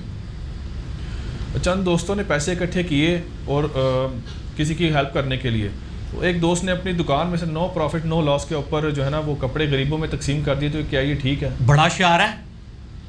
کیا اس نے چندہ اکٹھا کرتے وقت بتایا تھا کہ میں کام پڑھنا تھوڑے نال؟ نہیں. تو پھر اس نے بےایمانی اور دھوکہ دیا. ٹھیک ہے. ہاں, اگر وہ لوگوں کو یہ بتا دیتا کہ میری جوتیوں کی یا کپڑے کی دکان ہے, میں جو آپ کے زکوٰۃ کے پیسے جمع کر رہا ہوں, اس سے میں اپنی دکان سے ہی جوتیاں اور کپڑے خریدوں گا اور میں غریبوں میں بانٹوں گا, یہ بتا کے کرے پھر تو ٹھیک ہے. اس طریقے سے غرر کرے گا وہ تو غلط ہے. پروفٹ اور بے شک کر رہا ہے, لیکن جو چندہ اس نے اکٹھا کیا اس میں اس نے کیا کہا تھا, میں غریبوں میں پیسے بانٹوں گا یا کپڑے بانٹوں گا, کیا کہا تھا اس نے؟ پھر کر سکتا ہے, پھر ٹھیک ہے. پھر تو وہ چاہے کسی اور سے خریدتا ہے یا خود خرید لیے, ٹھیک ہے. اب یہ اللہ نے فیصلہ کرنا ہے کہ اس نے کس انٹینشن سے, اس نے اپنا مال کرنے سے چندہ اکٹھا کیتا ہے. دیکھ لیں شریعت سے ظاہر پہ فتح, ظاہراً تو یہ بات بالکل ٹھیک ہے. میں آپ کو اکثر یہ بتاتا ہوں کہ اللہ کے بنائے ہوئے قوانین بھی تقوی کے بغیر انکمپلیٹ ہے. قرآن میں ہے نا کہ کسی بیوی کو ایک طلاق دو نا, اور تمہارا ارادہ نہیں اس کو رکھنے کا, تو اس کو ذلیل کرنے کے لیے یہ نہ ہو کہ 3 مہینے کے اندر اندر رجوع کر لو اور پھر 2 مہینے رکھ کے پھر طلاق دے دو. اللہ سے ڈرو. قانوناً تو وہ صحیح کر رہا ہے. ایک بندے نے اپنی بیوی کو طلاق دی, 90 دن پورے ہونے سے پہلے اس نے 85ویں دن پھر رجوع کر لیا, پھر 3 مہینے رکھ کے پھر دوسری طلاق دے دی. ذلیل کر رہا ہے نا, حالانکہ اس کا ارادہ پہلے کا یہ ہے کہ میں نے یہ نہیں رکھنی. اب قانوناً تو آپ اس کو گنہگار نہیں کہہ سکتے کیونکہ وہ 3 مہینے کے اندر رجوع کر رہا ہے, 3 طہر کے اندر اندر. لیکن اللہ کے حضور وہ حرام کا مرتکب ہو رہا ہے. دنیا کے قانون میں چاہے نبی علیہ السلام کی بارگاہ میں بھی اس کا مقدمہ چلا جائے, مجرم نہیں ہے. بخاری مسلم میں حدیث ہے, آپ علیہ السلام فرمایا تم میں سے بعض اوقات کوئی چرب زبان ہوتا ہے اور اپنا مقدمہ میرے سامنے بیان کرتا ہے, اگر میں اس کے حق میں بھی فیصلہ کر دوں اور وہ جھوٹا ہو تو وہ آگ ہی لے کے جا رہا ہے. اللہ اس کو نہیں فائدہ دے گا کہ نبی نے اس کے حق میں فیصلہ کیا ہے, نبی کا فیصلہ بھی اس کے لیے آگ بن جائے گا, کیونکہ سچا تو وہ ہے نہیں ہے. تو دنیاوی قوانین شریعت کے وہ بھی انکمپلیٹ ہیں تقوی کے بغیر. الٹیمیٹلی تقوی کمبائنڈ ہوگا پھر یہ حدود مکمل ہوں گے. شادی اتنی مشکل رسم بن گئی ہے کہ تمام رشتہ داروں کو کپڑے دینے پڑتے ہیں, مہنگے کھانے, وہ یہ ساری چیزیں. اس حالت میں کیا کیا جائے سر؟ اس میں جس کا سوال ہے سب سے پہلے وہ بارش کا پہلا قطرہ بنے نا, اور قطرہ یہ نہ بنے کہ جی میں کسی کو نہیں دینا, میں کر لوں گا جی بیاہ. نہ اس کو جو لوگ گفٹ بھیجتے ہیں ان کے گفٹ واپس کرے کہ بھئی آپ شادی کر رہے ہو, آپ پہ کس چیز کا برڈن ہے. لوگ کہتے ہیں جیل لعنت, اور لعنت کس لیے کہہ رہے ہوتے ہیں کہ میں نے اپنی بیٹی کو نہیں دینا, اپنی بہو کے لیے کوئی لعنت نہیں. وہ کہتے ہیں یہ تو صرف ثواب کا کام ہے. تو بارش کا پہلا قطرہ بننے کا بھی طریقہ سیکھے کہ کیا ہے. واقعی انہوں نے مشکل بنا دی ہے. یہ تو ساری چیزوں نے نکاح کے معاملات کو بہت مشکل کر دیا. یہ ساری رسومات نہیں ہونی چاہیے, جائز ہیں, اگر کوئی افورڈ کر سکتا ہے ضرور کرے, لیکن ان چیزوں سے غریب لوگوں کو جتنی چادر ہے اتنی پاؤں پھیلانا چاہیے نا. میں نے دیکھا ہے غریب لوگ ہیں, ہم لوگ یقین کریں اپنے رشتہ داروں کو شادی بیاہ پہ اتنی سلامیاں نہیں دیتے ہیں. میں نے ایک مزدور مستری لگایا ہوا تھا, تو وہ مجھے کہنے لگا کہ جی میں اس نے پوری مزدوری کر کے 25-30 ہزار روپے جوڑا. تو میں نے کہا کس لیے جوڑا؟ کہتا جی میں اپنی سالی نو نا سونے کا ایک چھوٹا جہا بنا کے دینا ہے. مارو میں اپنی سالی نو 1 روپیہ نہیں کدے دیتا. تو یہ بھی تو بڑا عجیب ہو رہا تھا. وہ پھر پاجیاں بھی ہوندیاں نے نا, لیا بھی ہوتا ہے دینا بھی ہوتا ہے. تو یہ ان مشکلات سے نکلنا چاہیے. حرام نہیں اس کو ہم کہہ سکتے, مشکلات سے نکلنا چاہیے. آج کل گاڑی بک کروانے کے لیے 6-8 ماہ پہلے رقم دی جاتی ہے. جب گاڑی مل جائے تو کمپنی والے پیش کی رقم کا سود گاڑی دینے کے بعد چیک کی شکل میں بھیجتے ہیں گھر پہ. تو اس سود کی جو رقم ہوتی ہے چیک کی شکل میں آتی ہے, اس کو رکھ لینا چاہیے. ہاں رکھنا چاہیے, ضرور رکھیں, اس کو رکھیں. اس کے بعد کسی غریب آدمی کو بغیر ثواب کی نیت کے خرچ کریں. کمپنی تو ویسے ہی یہ ظلم کر رہی ہے نا آپ کے ساتھ, کہ آپ سے وہ ایڈوانس لے رہی ہے, اور اس کے اوپر آپ کو ایک انہوں نے ازمائش میں ڈال دیا. آپ کے پاس جو سود آ گیا نا ونس, وہ بغیر ثواب کی نیت کے کسی غریب کو دے دیں, کیونکہ حرام مال پہ ثواب کی نیت نہیں ہو سکتی. بعض لوگ کہتے ہیں جی یہ سود کا پیسہ ہے, اس کو آگ لگا دیں. کیوں آگ لگا دیں؟ اس طرح کرنے سے آپ کیا بری ذمہ ہو جائیں گے؟ وہ آپ اس کی ایک ورت تو ہے نا, اس کو آپ یوٹیلائز کریں. جس طرح احمد دیدات صاحب نے عرب کے شیخوں کو کہا تھا کہ تمہارا کروڑوں کا سود بنتا ہے, اور تم لوگ کہتے ہو ہم سود نہیں لیتے امریکن بینکوں میں, تو مجھے دے دو. میں ساؤتھ افریقہ میں اتنے غریب لوگ ہیں, میں ان کو مکان بنا کے دوں. کتنے کرسچنز ہیں تالیف قلب کے لیے, میں ان کو مسلمان کر سکتا ہوں. تو پیسے کو آگ تو نہیں لگانی نا, ایک چیز بن گئی ہے وہ ضائع تو نہیں کرنی نا. ہاں ثواب کی نیت اس پہ نہ کریں, اس کو پروموٹ نہ کریں, لیکن ونس ایک چیز آ چکی ہے تو پھر اس کو یوٹیلائز تو کرنا نا, آگ تو نہیں لگانی نا. ظاہر ہے وہ اللہ کی نعمت ہے, ضائع تو نہیں کرنی نا. اچھا یہ سوال ہے کہ بخاری شریف کی حدیث نمبر ہے 349. اس میں واقعہ معراج میں نبی علیہ الصلوۃ والسلام نے جو انبیاء کرام سے ملاقات کی اور ان کی امامت کر رہے ہوئے, جو جسمانی تھی یا روحانی طور پہ تھی؟ جسمانی پلس روحانی تھی, لیکن موڈ برزخی تھا. شب معراج میں میرا مسئلہ 126A-B-C لکھے. امت کا اجماع ہے کہ نبی علیہ السلام کو جسمانی معراج ہوئی ہے. روحانی تو ہے ہی تھی نا, روحانی تو سارے مانتے ہیں. اس کا موڈ برزخی تھا, یعنی 1,00,000 انبیاء کم و بیش اکٹھے ہوئے بیت المقدس میں. نبی علیہ السلام نے صحیح مسلم میں آتا ہے ان کی امامت کی, لیکن بیت المقدس میں کسی نے یہ چیز دیکھی نہیں ہے. وہ ان سین بیریئر تھا. ایون اس رات کو بیت المقدس کے اندر بھی گیا ہوتا وہ یہ منظر نہیں دیکھ سکتا تھا. یہاں ہمارے ارد گرد فرشتے ہم دیکھ سکتے ہیں, لیکن موجود ہیں. سعد ابن معاذ کے جنازے میں نبی علیہ السلام فرمایا 70,000 فرشتوں نے شرکت کی ہے, لیکن قبر نے ان کو بھی دبایا. اور پھر نبی علیہ السلام کہتے ہیں چھوڑ دیا. سعد ابن معاذ, اور یہ وہ ہیں جن کے بارے میں آتا ہے سنن نسائی میں کہ عرش ہل گیا تھا اللہ کا ان کی وفات پہ. غزوہ خندق پہ ان کو تیر لگا تھا نا, اوس کے سردار تھے, انہی کی وجہ سے ہی تو نبی علیہ السلام کو کامیابیاں ملی. انصار مدینہ یہی لوگ تھے. اچھا اسی میں انہوں نے سوال ایک ایکسٹینڈ کیا کہ 50 نمازیں جو نبی علیہ السلام کو دی گئی تھیں, پھر حضرت موسیٰ علیہ السلام نے وہ کم کروائیں تو ان کی مدد کی ہے, تو کیا نبی علیہ السلام سے مدد آج کے دور میں مانگ سکتے ہیں؟ اگر نبی علیہ السلام سامنے موجود ہوں تو مدد مانگے, موسیٰ علیہ السلام کے سامنے مدد مانگے. یہ تو ظاہری اسباب ہے. میرا تو کلپ چڑھا ہے قبر رسول پہ جا کے مانگنا. میں نے اس میں کہا کہ میں آج نبی علیہ السلام سامنے موجود ہوں, ہم ان کو مسئلہ بتائیں گے, لیکن وفات کے بعد اسے کمیونیکیشن نہیں ہو سکتی. حیات النبی کا صحیح عقیدہ کیا ہے وہ میں نے بتایا کہ صحابہ کرام بھی صحیح بخاری سے 1010 نمبر حدیث 1010 کہ حضرت عمر کہتے ہیں انا کننا نتوسل الیک، اے اللہ ہم پہلے نبی علیہ السلام کے توسل سے تیری طرف متوجہ ہوتے تھے، اب ہم ان کے نبی کے چچا کو لے کے آئے وسیلے کے طور پہ، ان کی دعا کی برکت سے بارش نازل کر دے. قبر رسول پہ نہیں گئے ہیں، حضور کے چچا کو ساتھ لے کے گئے اور بارش نازل بھی ہوگی. تو اب وہ کمیونیکیشن نہیں ہوگی. آپ جا کے یوٹیوب پہ لکھیں حیات النبی کا عقیدہ اور میرا کلپ کھل جائے گا، اور قبر رسول پہ جا کے مانگنا، وہ جعلی روایتیں پیش کرتے ہیں، میں نے ان کا بھی پوسٹ مارٹم کیا ہے. یورپ اور دوسرے ممالک میں رہنے والے مسلمان جو کہ ریسٹورانٹ میں کام کرتے ہیں اور وہاں پہ شراب بھی بیچی جاتی ہے، اگر وہ وہاں پہ کام کرتے ہیں تو کیا جائز ہے اگرچہ وہ شراب والا کام نہیں کر رہے ہیں؟ دیکھیں جی، پہلی جو بات ہے حد الامکان کوشش کرنی چاہیے کہ ایسی جاب وہ نہ کرے، لیکن ایز اے لاسٹ ریزارٹ اگر کافر ملکوں میں کافروں کے پاس کسی کو ایسی نوکری کرنی پڑ رہی ہے جس میں ڈائریکٹلی وہ ان کاموں میں انوالو نہیں ہے خود، یعنی اس کو خنزیر سرو نہیں کرنا پڑ رہا، شراب سرو نہیں کرنی پڑ رہی، باقی کام کرنے پڑ رہے ہیں، پھر تو ٹھیک ہے. لیکن یہاں تو میرے بھائی یورپ اور امریکہ میں مسلمان آنرز جو ہے نا، انہوں نے اپنے ہوٹلوں کے اوپر شراب رکھی ہوئی ہے بیچنے کے لیے، تو یہ حرام ہے بالکل نہیں بیچ. وہ کہتے ہیں گاہک نہیں آئے گا، خسمہ نو کھاؤ نا، گاہک نہیں آئے گا، اور کام کرو گے. اس کے ساتھ اگر وہ حلال کھانا بنا رہا ہے کچن کے اندر، صرف حلال، ٹھیک ہے حلال تو ٹھیک ہے نا، یعنی اس میں نہیں آئے گا وہ کہ مطلب وہ اس سسٹم کا حصہ بنا ہوا ہے، اس میں اس پورشن کا حصہ ہے. لا یکلف اللہ نفسا الا وسعها. حقوق اللہ اور حقوق العباد کے درمیان فرق کرنے کی دلیل ہے، دلیل بتا دیں کہ کون سی ہے؟ کوئی دلیل نہیں ہے جی، یہ صرف سمجھانے کے لیے. حقوق العباد بھی اصل میں اللہ ہی کے حق ہے. ماں باپ کے ساتھ اس نے سلوک کا کس نے کہا ہے؟ اللہ نے. ورنہ گورے کیا کر رہے ہیں؟ اولڈ ایج ہاؤسز بنا رہے ہیں، ہمیں بھی بنانے چاہیے. نہیں بنا رہے ہم، کیونکہ اللہ کا حکم ہے. حقوق اللہ اور حقوق العباد کو الگ نہیں کرنا چاہیے، دونوں اللہ ہی کے حق ہیں. البتہ یہ چیز ضرور ہے کہ حقوق العباد میں اللہ تعالیٰ کی سختی زیادہ ہے کہ وہ بندہ ہی معاف کرے گا تو معاف ہوگا، یا اللہ تعالیٰ اس بندے سے خود معاف کروائے. لیکن اس کا قطعاً یہ مقصد نہیں ہے کہ اللہ کے حق چھوڑ دیے جائیں. بعض لوگ کہتے ہیں جی رزق حلال کمانا بھی عبادت ہے تو اس وجہ سے نماز نہیں پڑھ سکتے. نہ، یہ بات بالکل غلط ہے.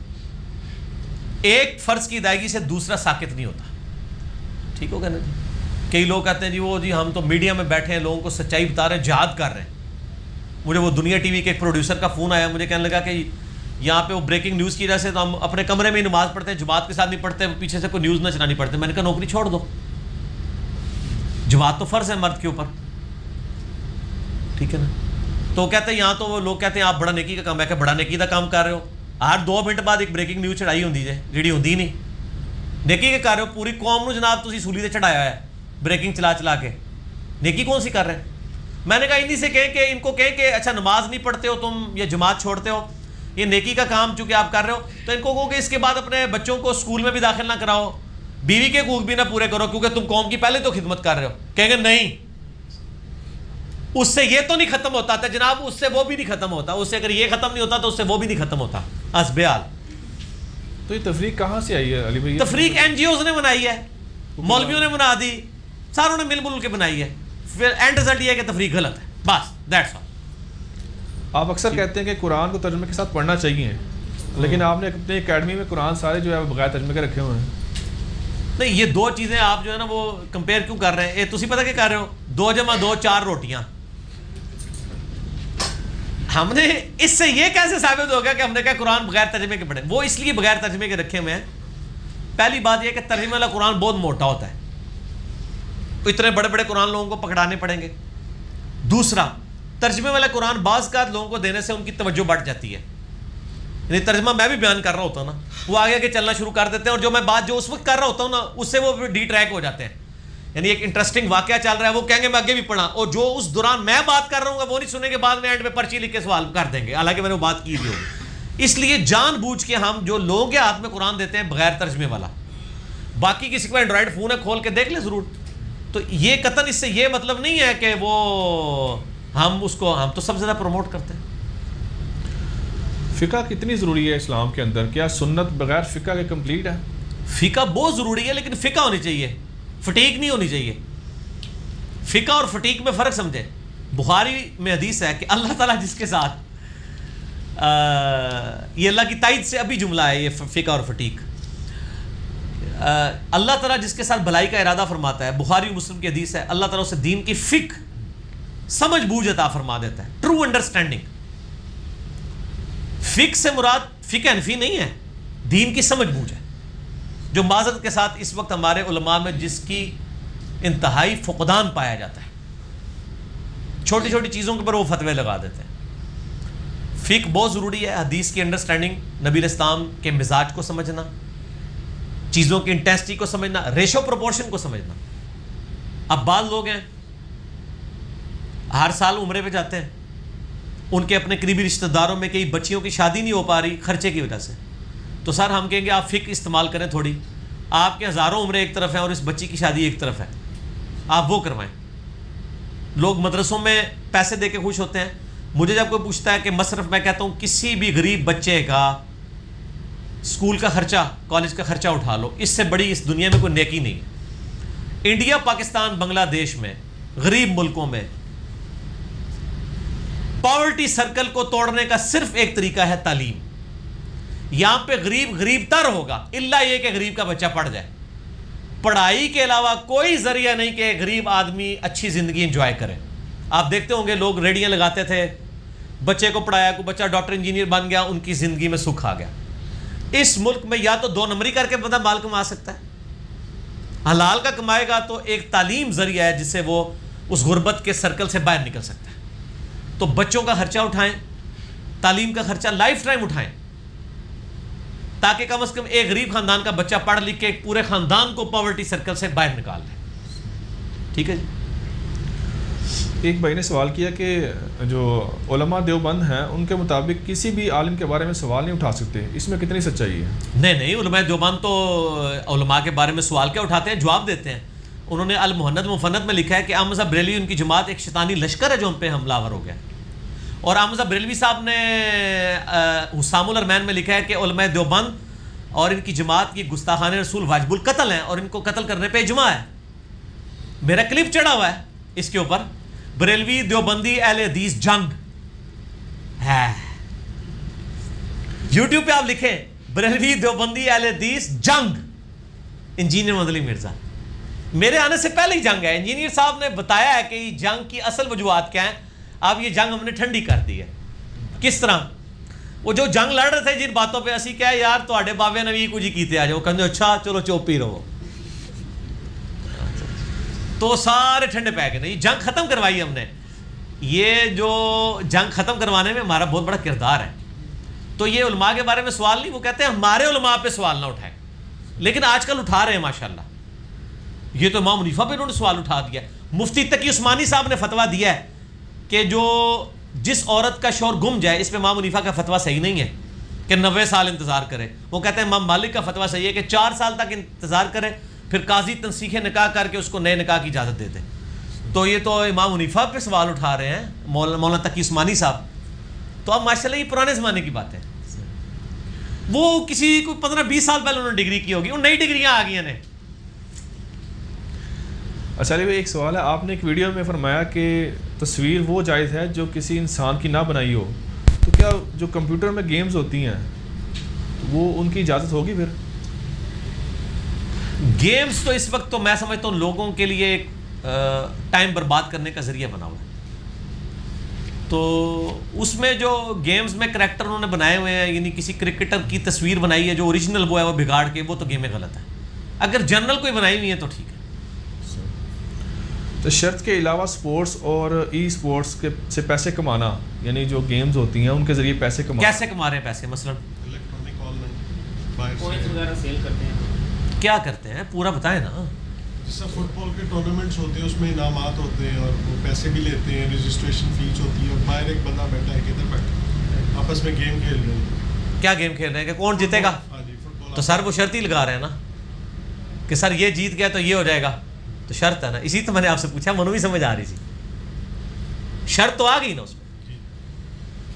باقی اس فٹ بال گراؤنڈ کے باہر کسی نے چنے کی ریڑھی لگائی ہوئی ہے اور وہ اس سے کما رہا ہے, ٹھیک ہے, کمائے. ٹھیک ہے. تو ووٹ ڈالنا ضروری ہے؟ ووٹ جن ملکوں کے اندر ووٹ ڈالی جاتی ہے ڈالنی چاہیے. قرآن میں حکم ہے نا, وَتَعَاوَنُوا عَلَى الْبِرِّ وَالتَّقْوَى وَلَا تَعَاوَنُوا عَلَى الْإِثْمِ وَالْعُدْوَانِ. نیکی پرہیزگاری کے کاموں میں دوسرے کی مدد کرو اور برائی میں الگ رہو. تو جب بعد میں ہم نے حکمرانوں کا رونا ہے, ہم کم از کم اپنا پروٹیسٹ تو ریکارڈ کرائیں نا کہ یہ ان میں سے بہتر ہے. وہ کہتے ہیں نہیں سارے ایک جیسے ہیں. تو سر آپ خود کیا ہیں؟ آپ عمر بن عبدالعزیز ہیں کہ آپ کا حکمران عمر بن عبدالعزیز آ جائے گا؟ آپ بھی تو وہی کچھ ہے نا. آپ نے انہی میں تلاش کرنا نا. وہی آپ کی وہ جو جماعت ہے, کسی زمانے میں کہتی تھی جمہوریت کفر ہے, اب ان کو کسی نے طوطے نے پٹی پڑھا دی کہ نہیں آپ بھی جماعت بنا لو, اب وہ کفر اسلام بن گیا. تو اس لیے ہم کہتے ہیں ان علماء کے بارے میں ہماری زبان نہ کھلوایا کریں یار. ان لوگوں کا تو دین بدل جاتا ہے وقت کے ساتھ. دین ڈیپینڈنٹ ہوتا ہے یعنی چندوں کے اوپر. ایک چیز کو کفر کہہ دیں گے پھر وہ اسلام کہہ دیں گے. کبھی جمہوریت کفر ہو جائے گی, کبھی جمہوریت اسلام ہو جائے گی. میرا موقف تو یہ ہے کہ میں ڈیموکریسی کو خلافت راشدہ کی ماڈرن فارم سمجھتا ہوں, جس میں قرآن و سنت کے دائرے کے اندر قوانین طے کیے جائیں. جو قرارداد مقاصد میں بھی مولانا مودودی نے فرمایا تھا نا, آج اسلامک اسٹیٹ نے کلمہ پڑھ لیا ہے, قرارداد مقاصد. ایک میرا یوٹیوب پہ کلپ ہے ڈاکٹر اسرار ورسز غامدی, وہ لاکھوں لوگ دیکھ چکے ہیں ماشاءاللہ. وہ آپ دیکھیں, اس میں میں نے اسلامک ڈیموکریسی اور کیا مطلب اس حوالے سے ایک عام آدمی کیا کرے. آپ ووٹ ضرور ڈالیں, یہ نہ مجھے پوچھے کہ کس کو ڈالیں, ٹھیک ہے, وہ آپ خود فیصلہ کریں گے. ہم کسی کے بارے میں اسپیسیفائی نہیں کرتے کہ آپ فلاں کو ڈالیں. آپ جو سمجھتے ہیں کہ جو ملک کی خدمت کرتا ہے, کر رہا ہے یا کرے گا, اس کو ڈالیں.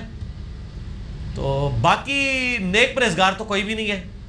اس وقت جتنی ہماری بڑی پارٹیاں یا چھوٹی پارٹیاں, سب کے جو لیڈرز ہیں ان کے سکینڈلز آپ کے سامنے ہیں. انہی میں سے آپ دیکھ لیں. یہ اسی طریقے سے سمجھیں, زندگی موت کی کشمکش ہے. ایک کتا روسٹ پڑا ہوا ہے, ایک بلی روسٹ ہے, دونوں ہی رام ہے, لیکن آپ بلی روسٹ کھائیں گے, ٹھیک ہو گیا, ایز اے لاسٹ ریزارٹ. تو اس طریقے سے کبھی آپ کے لیے صورتحال ایسی ہو جاتی ہے. تو اس سسٹم کا حصہ بنے, باہر رہ کے آپ کبھی سسٹم کو چینج نہیں کر سکتے.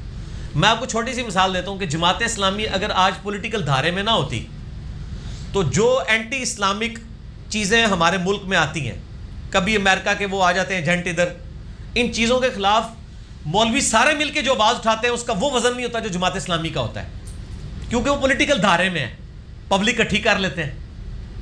تو آج اگر جماعت اسلامی باہر بیٹھی ہوتی تو اس طرح کے بلیک واٹرز کے اوپر, باقی ایشوز کے اوپر آواز تو نہ بلند ہوتی. میں کہتا ہوں fit in the system, not to oppose the system, fit in the system and change the system. System کا حصہ بن کے سسٹم میں چینج لائیں. اپوز کر کے تو میرے بھائی نہیں, اپوز کر کے تو صحابہ کے زمانے میں نہیں لوگوں نے کام کرنے دیا. یزید نے دیکھ لیں حضور کی پوری نسل نہیں اسی خلافت و ملوکیت کے چکر میں کی ہے نا. تو آج کے حکمران کیسے آپ کو برداشت کریں گے؟ وہ بھی نہیں برداشت کریں گے. فٹ ان دا سسٹم, آہستہ آہستہ ڈیموکریسی آج جو یورپ امریکہ میں نظر آ رہی ہے بھائی 200-300 سال لگے ہیں. ہمارے بھی یہاں انشاءاللہ جب گورنمنٹس فریکوینٹلی چینج ہوگی نا ڈیموکریٹک, تو انشاءاللہ بہتری آ جائے گی انشاءاللہ. اس میں چوائس کون سے کرنی چاہیے؟ ایک طرف تو یہ ہوتا ہے کہ اسلامی لوگ ہیں کہ جو کہتے ہیں کہ ہم اسلام کی خدمت کے لیے یہ کام, اب دوسری طرف قوم کی خدمت کرنے والے یا وہ سر وہ جو اسلام کی خدمت کر رہے ہیں نا, انہوں نے اسلام کے ساتھ جو کچھ کیا ہے نا وہ آپ کو بھی پتا ہے اور مجھے بھی پتا ہے, اس لیے میری زبان بند رہنی چاہیے. آپ پوسٹ کاسٹ کرتے ہیں ویسے؟ ہاں میں کرتا ہوں, اور میں اس کو قومی فریضہ سمجھتا ہوں, کرتا بھی ہوں, کرواتا بھی ہوں. جی ہاں کریں گے. تو یہ اسلام چھوڑ دیں, اسلام کی تو سارے بات کر رہے ہیں, ٹھیک ہے نا جی. عرفت میلاد کروا رہے ہیں جس کو انہوں نے اسلام سمجھا ہوا ہے. ختم نبوت کانفرنسز میں لوگ آگے خطاب کر رہے ہیں, ٹھیک ہے. اسی طریقے سے اسلامک اسٹیٹ کی بات کر رہے ہیں, اور علماء یعنی اس میں استعمال ہو رہے ہیں. علماء میں بھی پارٹیاں, ایک جماعت میں, دوسرے جماعت میں, ساروں نے علماء رکھے ہوئے. کس جماعت نے علماء نہیں اپنے ساتھ رکھے ہوئے. علماء کی اپنی بھی جماعت. اگر آپ سمجھتے ہیں کہ علماء نے اسلام کی خدمت کی ہے اور پاکستان کی خدمت کی ہے اور آئندہ کریں گے تو ضرور ڈالیں سر, ہم کب منع کرتے ہیں. میں نے آپ کو پہلے کہا کہ مجھ سے نہ پوچھیں, یہ آپ کی اپنی چوائس ہے, یہ اجتہادی مسئلہ ہے, آپ نے خود ڈیسائیڈ کرنا ہے, اور لیکن اسی سسٹم کا حصہ بنے. یہ خوبصورتی ہے, ٹھیک ہے. اختلاف رائے رکھیں. غیر مسلم ممالک میں ووٹ ان کے وہ کس کو ڈالیں, مطلب وہ غیر مسلم ممالک میں بھی آپ دیکھیں جس کی اسلام کے قریب پالیسیز ہیں. دیکھیں نا جی, 2 آپ کے سامنے آپشن ہے, اس میں سے جو کم خراب ہے وہ آپ کریں گے نا. یہ جو لوگ کہتے ہیں نا نیوٹرل ہو کے بیٹھ جاؤ, سر یہ آپ دشمنی کر رہے ہیں, آپ کی صحیح کوئی نہیں ہوگی. آج اگر پارلیمنٹ میں نہ بیٹھے ہوئے ہوں ایسے لوگ جو ملک دشمن عناصر کے خلاف یعنی تقریریں کرتے ہیں، تو سر میری آپ کی تقریر کتنے لوگوں نے سننی ہے؟ لیکن پارلیمنٹ سے اگر آواز بلند ہوتی ہے کہ پاکستان کی فوج کو فلاں معاملے میں دخل نہیں دینا چاہیے اور ہم نے اپنی فوج اس معاملے میں یہاں سے روانہ نہیں کرنی ہے، تو پارلیمنٹ کی تو ایک سے ہوتی ہے نا. وہی لوگ باہر لے کے چیختے رہے نا، تو پاکستانی فوج نے بات ماننی ہے؟ نہیں نہ وہ مانے گی، اس لیے کہ ان کے انڈر نہیں آتی. لیکن پارلیمنٹ کے چونکہ انڈر ہے تو جس طرح پرائم منسٹر کا آرڈر نکلتا ہے آرمی چیف اس کو اوبے کرتے ہیں، قانون تو ان کے انڈر ہے. تو یہ پارلیمنٹ کی آواز ہوتی ہے نا سر، پارلیمنٹ کے اندر رہ کے کرنا ہے آپ نے، پارلیمنٹ کو گالیاں نہیں دینی، اس کے اندر رہ کے کرنا ہے. ٹھیک ہو گیا؟ کیا انگلش لٹریچر پڑھنا جائز ہے جو دین کے علاوہ ہو؟ اگر آپ نے سارا دین پڑھ لیا ہے، قرآن پڑھ لیا ہے، بخاری مسلم پڑھ لیا ہے تو ضرور پڑھیں، جائز ہے. اچھا رمضان میں جو ہے نا وہ کھانے کے حوالے سے بین کر دیا جاتا ہے، باہر مارکیٹوں میں کھانا نہیں دینا چاہیے، مطلب وہ گورنمنٹ کے لیول کے اوپر، تو کیا یہ جائز ہے؟ میں گورنمنٹ کی اس پالیسی کے حق میں نہیں ہوں میرے بھائی، اور نہ اس طریقے سے یہ اسٹیبلش ہوئی ہوتی ہے، اس طرح نہیں ہوتا. اسٹیشنز پہ اور اڈوں کے اوپر آپ کو کھانا مل رہا ہوتا ہے مسافروں کے لیے. اچھا میں اگلے دن آپ کو بتاؤں علم کتنی بڑی تلوار ہے. جب ہم چھوٹے چھوٹے تھے تو ہم جذباتی مسلمان تھے، کیونکہ مولوی نے ہمیں یہی بنایا تھا. ہم کسی کو نہ روزے کی حالت میں نہ گاڑی میں بھی پانی پیتے ہوئے دیکھتے تھے، بڑا غصہ آتا سی، یار میں رکھا ہے نہیں رکھ سکتا. ابھی میں اگلے دن اسلام آباد گیا، سخت گرمی تھی، تو بڑی مشکل سے میں نے روزہ رکھا ہوا تھا. میرے بالکل سامنے والی سیٹ کے اوپر نا ایک بندہ ٹھنڈے پانی کی بوتل پی رہا تھا. مجھے ایک لمحے کے لیے بھی نا اس کے لیے دل میں قدورت نہیں آئی. میں نے کہا مسافر ہے پر پی سکتا ہے. لیکن وہ اگر میں پہلے والا مولوی والا مسلمان ہوتا نا تو میں انہوں کہنا ویسے یار تو سارے سامنے کیوں پی رہے ہیں، مسافر ہے. اصولاً مجھے نہیں روزہ رکھنا چاہیے تھا. بخاری مسلم میں حدیث ہے کہ سفر میں روزہ رکھنا کوئی زیادہ نیکی کا کام نہیں ہے. بخاری مسلم میں حدیث ہے کہ ایک شخص کے اوپر اتنے لوگوں نے سایہ کیا تھا اور نبی علیہ السلام نے کہا اس کو کیا ہوا ہے؟ کہ رسول اللہ نے روزہ رکھا ہے. تب باقی بیچارے روزہ کی تکلیف باقی کاٹ رہے تھے. اور میں کوئی نیکی نہیں، لوگوں نے مصیبت ہی پایا روزہ رکھ کے انہیں. سفر میں روزہ رکھنا کوئی نیکی نہیں ہے. تو آج ہمیں کوئی تکلیف نہیں ہوتی، یقین کریں. تو گورنمنٹ کو چاہیے کہ کم از کم جو اڈے ہیں، اسٹیشنز ہیں، ان کے اوپر کوئی کھانے پینے کے اوپر بندی نہ. آپ بدگمانی نہ کریں. ایک بندہ مریض ہے، مسافر ہے، یہ اس نے خود ڈیسائیڈ کرنا ہے. حکومت کا یہ کام نہیں ہے کہ ڈنڈے کے زور پہ کسی کو روزہ رکھوائے. میں غامدی صاحب کے ساتھ ہوں اس مسئلے میں. یہ آپ نے صرف ترغیب دلانی ہے. میں آپ کو ڈنڈے کے زور پہ کہوں گا کہ آپ اپنی بیوی کا خرچہ پورا کریں. وہ آپ کی بیوی ہے، اگر آپ کے ساتھ نہیں کر رہے ہیں، وہ نہیں رہنا چاہتی، آئے خلا کے لیے اپلائی کریں. لیکن اگر آپ کے ساتھ انہی حالات میں رہ رہی ہے، آپ کا اور اللہ کا معاملہ ہے، اللہ تعالیٰ جانے. اور میں آپ کو صرف ترغیب دلاؤں گا. نماز کے لیے بھی سیم ہوگا. نماز کے لیے بھی یہی ہے. مار کے تو نماز نہیں پڑھوائی جا سکتی. کیوں پڑھوائیں گے آپ نماز؟ ترغیب دلائیں. باقی اس میں کچھ باریکیاں ہیں. زکوٰۃ تو میرے بھائی حقوق العباد ہے نا، وہ تو حکومت نے اسٹیبلش کرنا ہے. زکوٰۃ اور نماز کو کمپیئر نہ کریں، وہ ایک انڈیویجول کا فعل ہے. زکوٰۃ جو ہے وہ اللہ کا حق ہے اس کے مال میں، اور اس سے حکومتی نظام چلنا ہے. زکوٰۃ از آفیشیل ٹیکس آف اسلام. اس کے بغیر تو آپ معاملات نہیں چلا سکتے. تو ٹیکس نہیں دیں گے تو سر کیوں آپ کو پھر گاڑی، آپ جو ہے وہ سڑک پہ چلنے کا ٹیکس نہ دیں تو اس سڑک پہ پھر آپ گاڑی نہیں چلائیں گے. آپ اپنی واہ میں گاڑی اٹھائیں، سڑک پہ نہیں آپ کو چلانے دیں گے. تو جو لوگ ٹیکس دے رہے ہیں اور وہ زکوٰۃ کی نیت نہیں ہے، زکوٰۃ وہ اپنی الگ نکالتے ہیں. نہیں الگ ہی دیں زکوٰۃ. سر میرا زکوٰۃ والا 95 بھی دیکھ لیں ٹوٹل ہے نا. غامدی صاحب واسے ٹور پو غامدی صاحب نے ایک اور مسئلہ بھی دسیا ہے. غامدی صاحب کے نزدیک مہینے میں آپ کو جب تنخواہ ملے تو آپ نے ہر تنخواہ پہ عشر دینا ہے اپنی تنخواہ کا. وہ کہتے ہیں زکوٰۃ کیا ہے؟ مہینے بعد آپ فصل کاٹ رہے ہیں. ان کے نزدیک اگر آپ کی ₹1,00,000 تنخواہ ہے نا تو ₹10,000 آپ نے ہر مہینے عشر لادہ سے دینا ہے اور اپنی زکوٰۃ لادہ سے نکالنی ہے. تو غامدی صاحب کا یہ مسئلہ بھی مانے، ورنہ میرے لیے مان لو.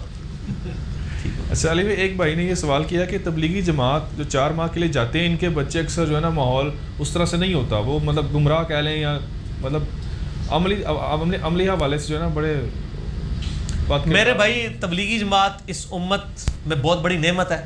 میرے یوٹیوب پہ 2 کلپ ہیں تبلیغی جماعت سے محبت اور تبلیغی جماعت کا چلہ لگانا. یہ چلے والا تو لاکھوں لوگ دیکھ چکے ہیں کلپ، جس میں میں نے ثابت کیا یہ کوئی بدعت نہیں ہے. آپ تبلیغی جماعت کی تعلیمات سے اختلاف رائے کر سکتے ہیں. باقی علماء کی 8 سال کی ڈگری کیا یہ بدعت نہیں ہے؟ یکجہتی کشمیر ریلی یہ بدعت نہیں ہے؟ مولویوں کو اکٹھا کر رہے ہیں نا، اسلام کے نام پہ نہیں کر رہی ہے. نہیں ہے بدعت، اس لیے کہ یہ ایک اجتہاد ہے ایک معاملے کو کرنے کا. اسکول میں 10 سال کے بعد میٹرک کی ڈگری آپ بدعت کہیں گے اس کو؟ نہیں. انتظامی معاملات ہیں. افطاری کروانا اس کے لیے آپ ایک پورا مینجمنٹ کرتے ہیں, انتظامی معاملات ہیں. تیجا اسی طریقے سے یہ جو ہے وہ چلا لگانا, چلا یہ وہ مرنے کے اوپر نہیں, وہ تو بدعت ہے, یہ تبلیغی جماعت کا. تو انتظامی معاملات ہیں, سروزہ لگانا لگا. باقی بچے خراب ہوتے ہیں. پہلی بات ہے تبلیغی جماعت میں بچوں کو, چھوٹے بچوں کو وہ نہیں نکلنے دیتے بغیر اس کے بڑے بھائی کے. یہ بہت پہلے کی بات ہے, کچھ واقعات رپورٹ ہوئے تھے 10-20 سال پہلے, تو پابندی لگا دی تھی انہوں نے. ایسا نہیں ہوتا. باقی تو میرے بھائی اسکولوں میں بچے جا کے بھی خراب ہو رہے ہیں. تبلیغی جماعت کو صرف کیوں ہائی لائٹ کیا جاتا ہے؟ تبلیغی جماعت کی خیر, ہماری امت کے سارے علماء کی خیر کو جمع کریں نا, ایک پلڑے میں رکھیں. تبلیغی جماعت کا عشر اشیر بھی نہیں ہے. وہ اپنی جیب سے پیسہ لگا کے سر کراچی سے چل کے تو وہ علاقہ غیر میں جا کے تو دعوت و تبلیغ کر رہے ہیں. باقی مولوی آپ سے چندے بٹور کے بھی اپنے محلے والے کو نماز کے لیے نہیں بلا پا رہے. تبلیغی جماعت کے بارے میں کوئی نام بھی نہ لے جناب.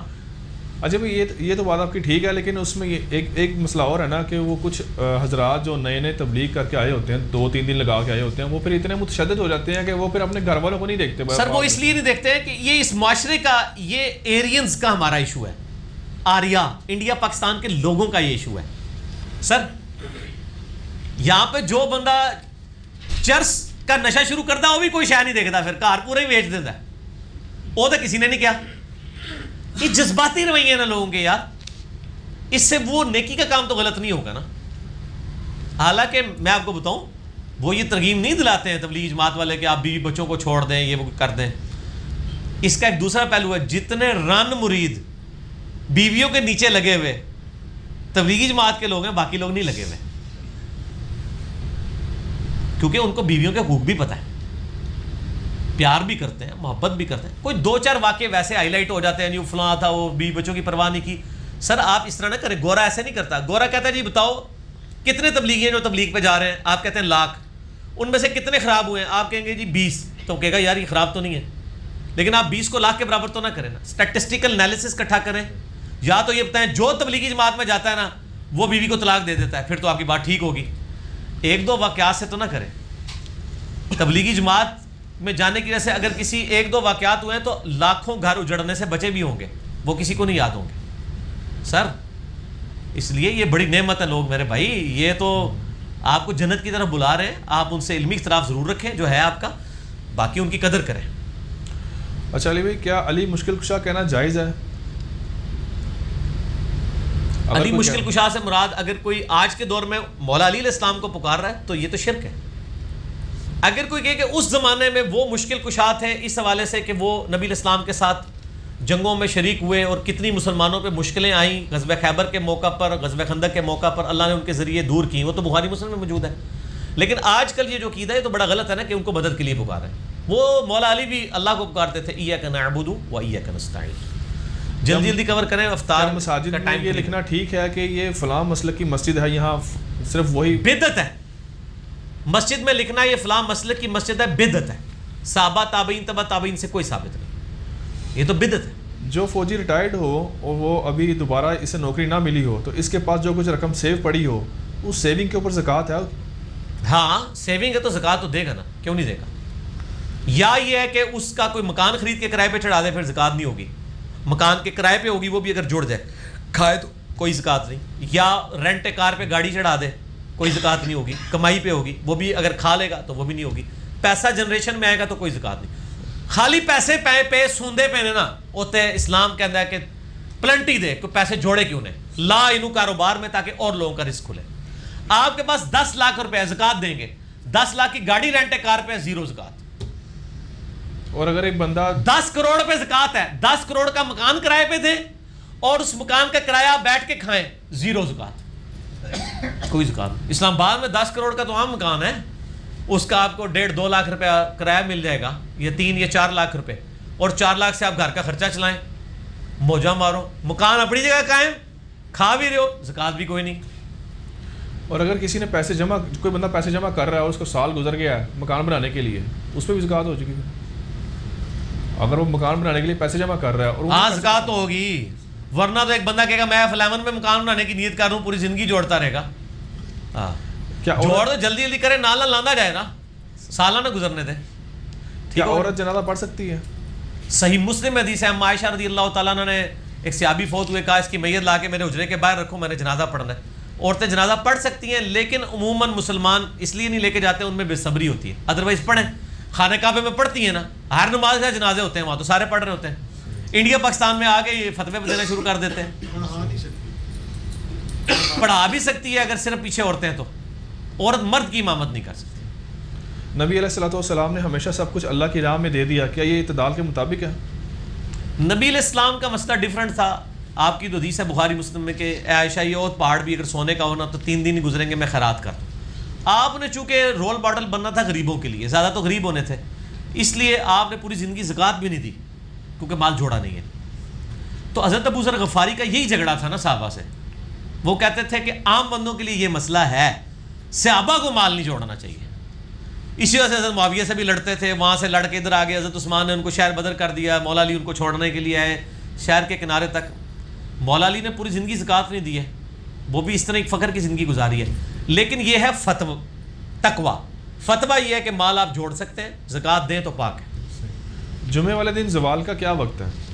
اور یہ ایک ضعیف روایت ہے کہ زوال کا وقت کوئی نہیں ہوتا ابو داؤد میں, وہ غلط ہے. زوال کا وقت ہوتا ہے وہی ہے جو عام دنوں میں بھی.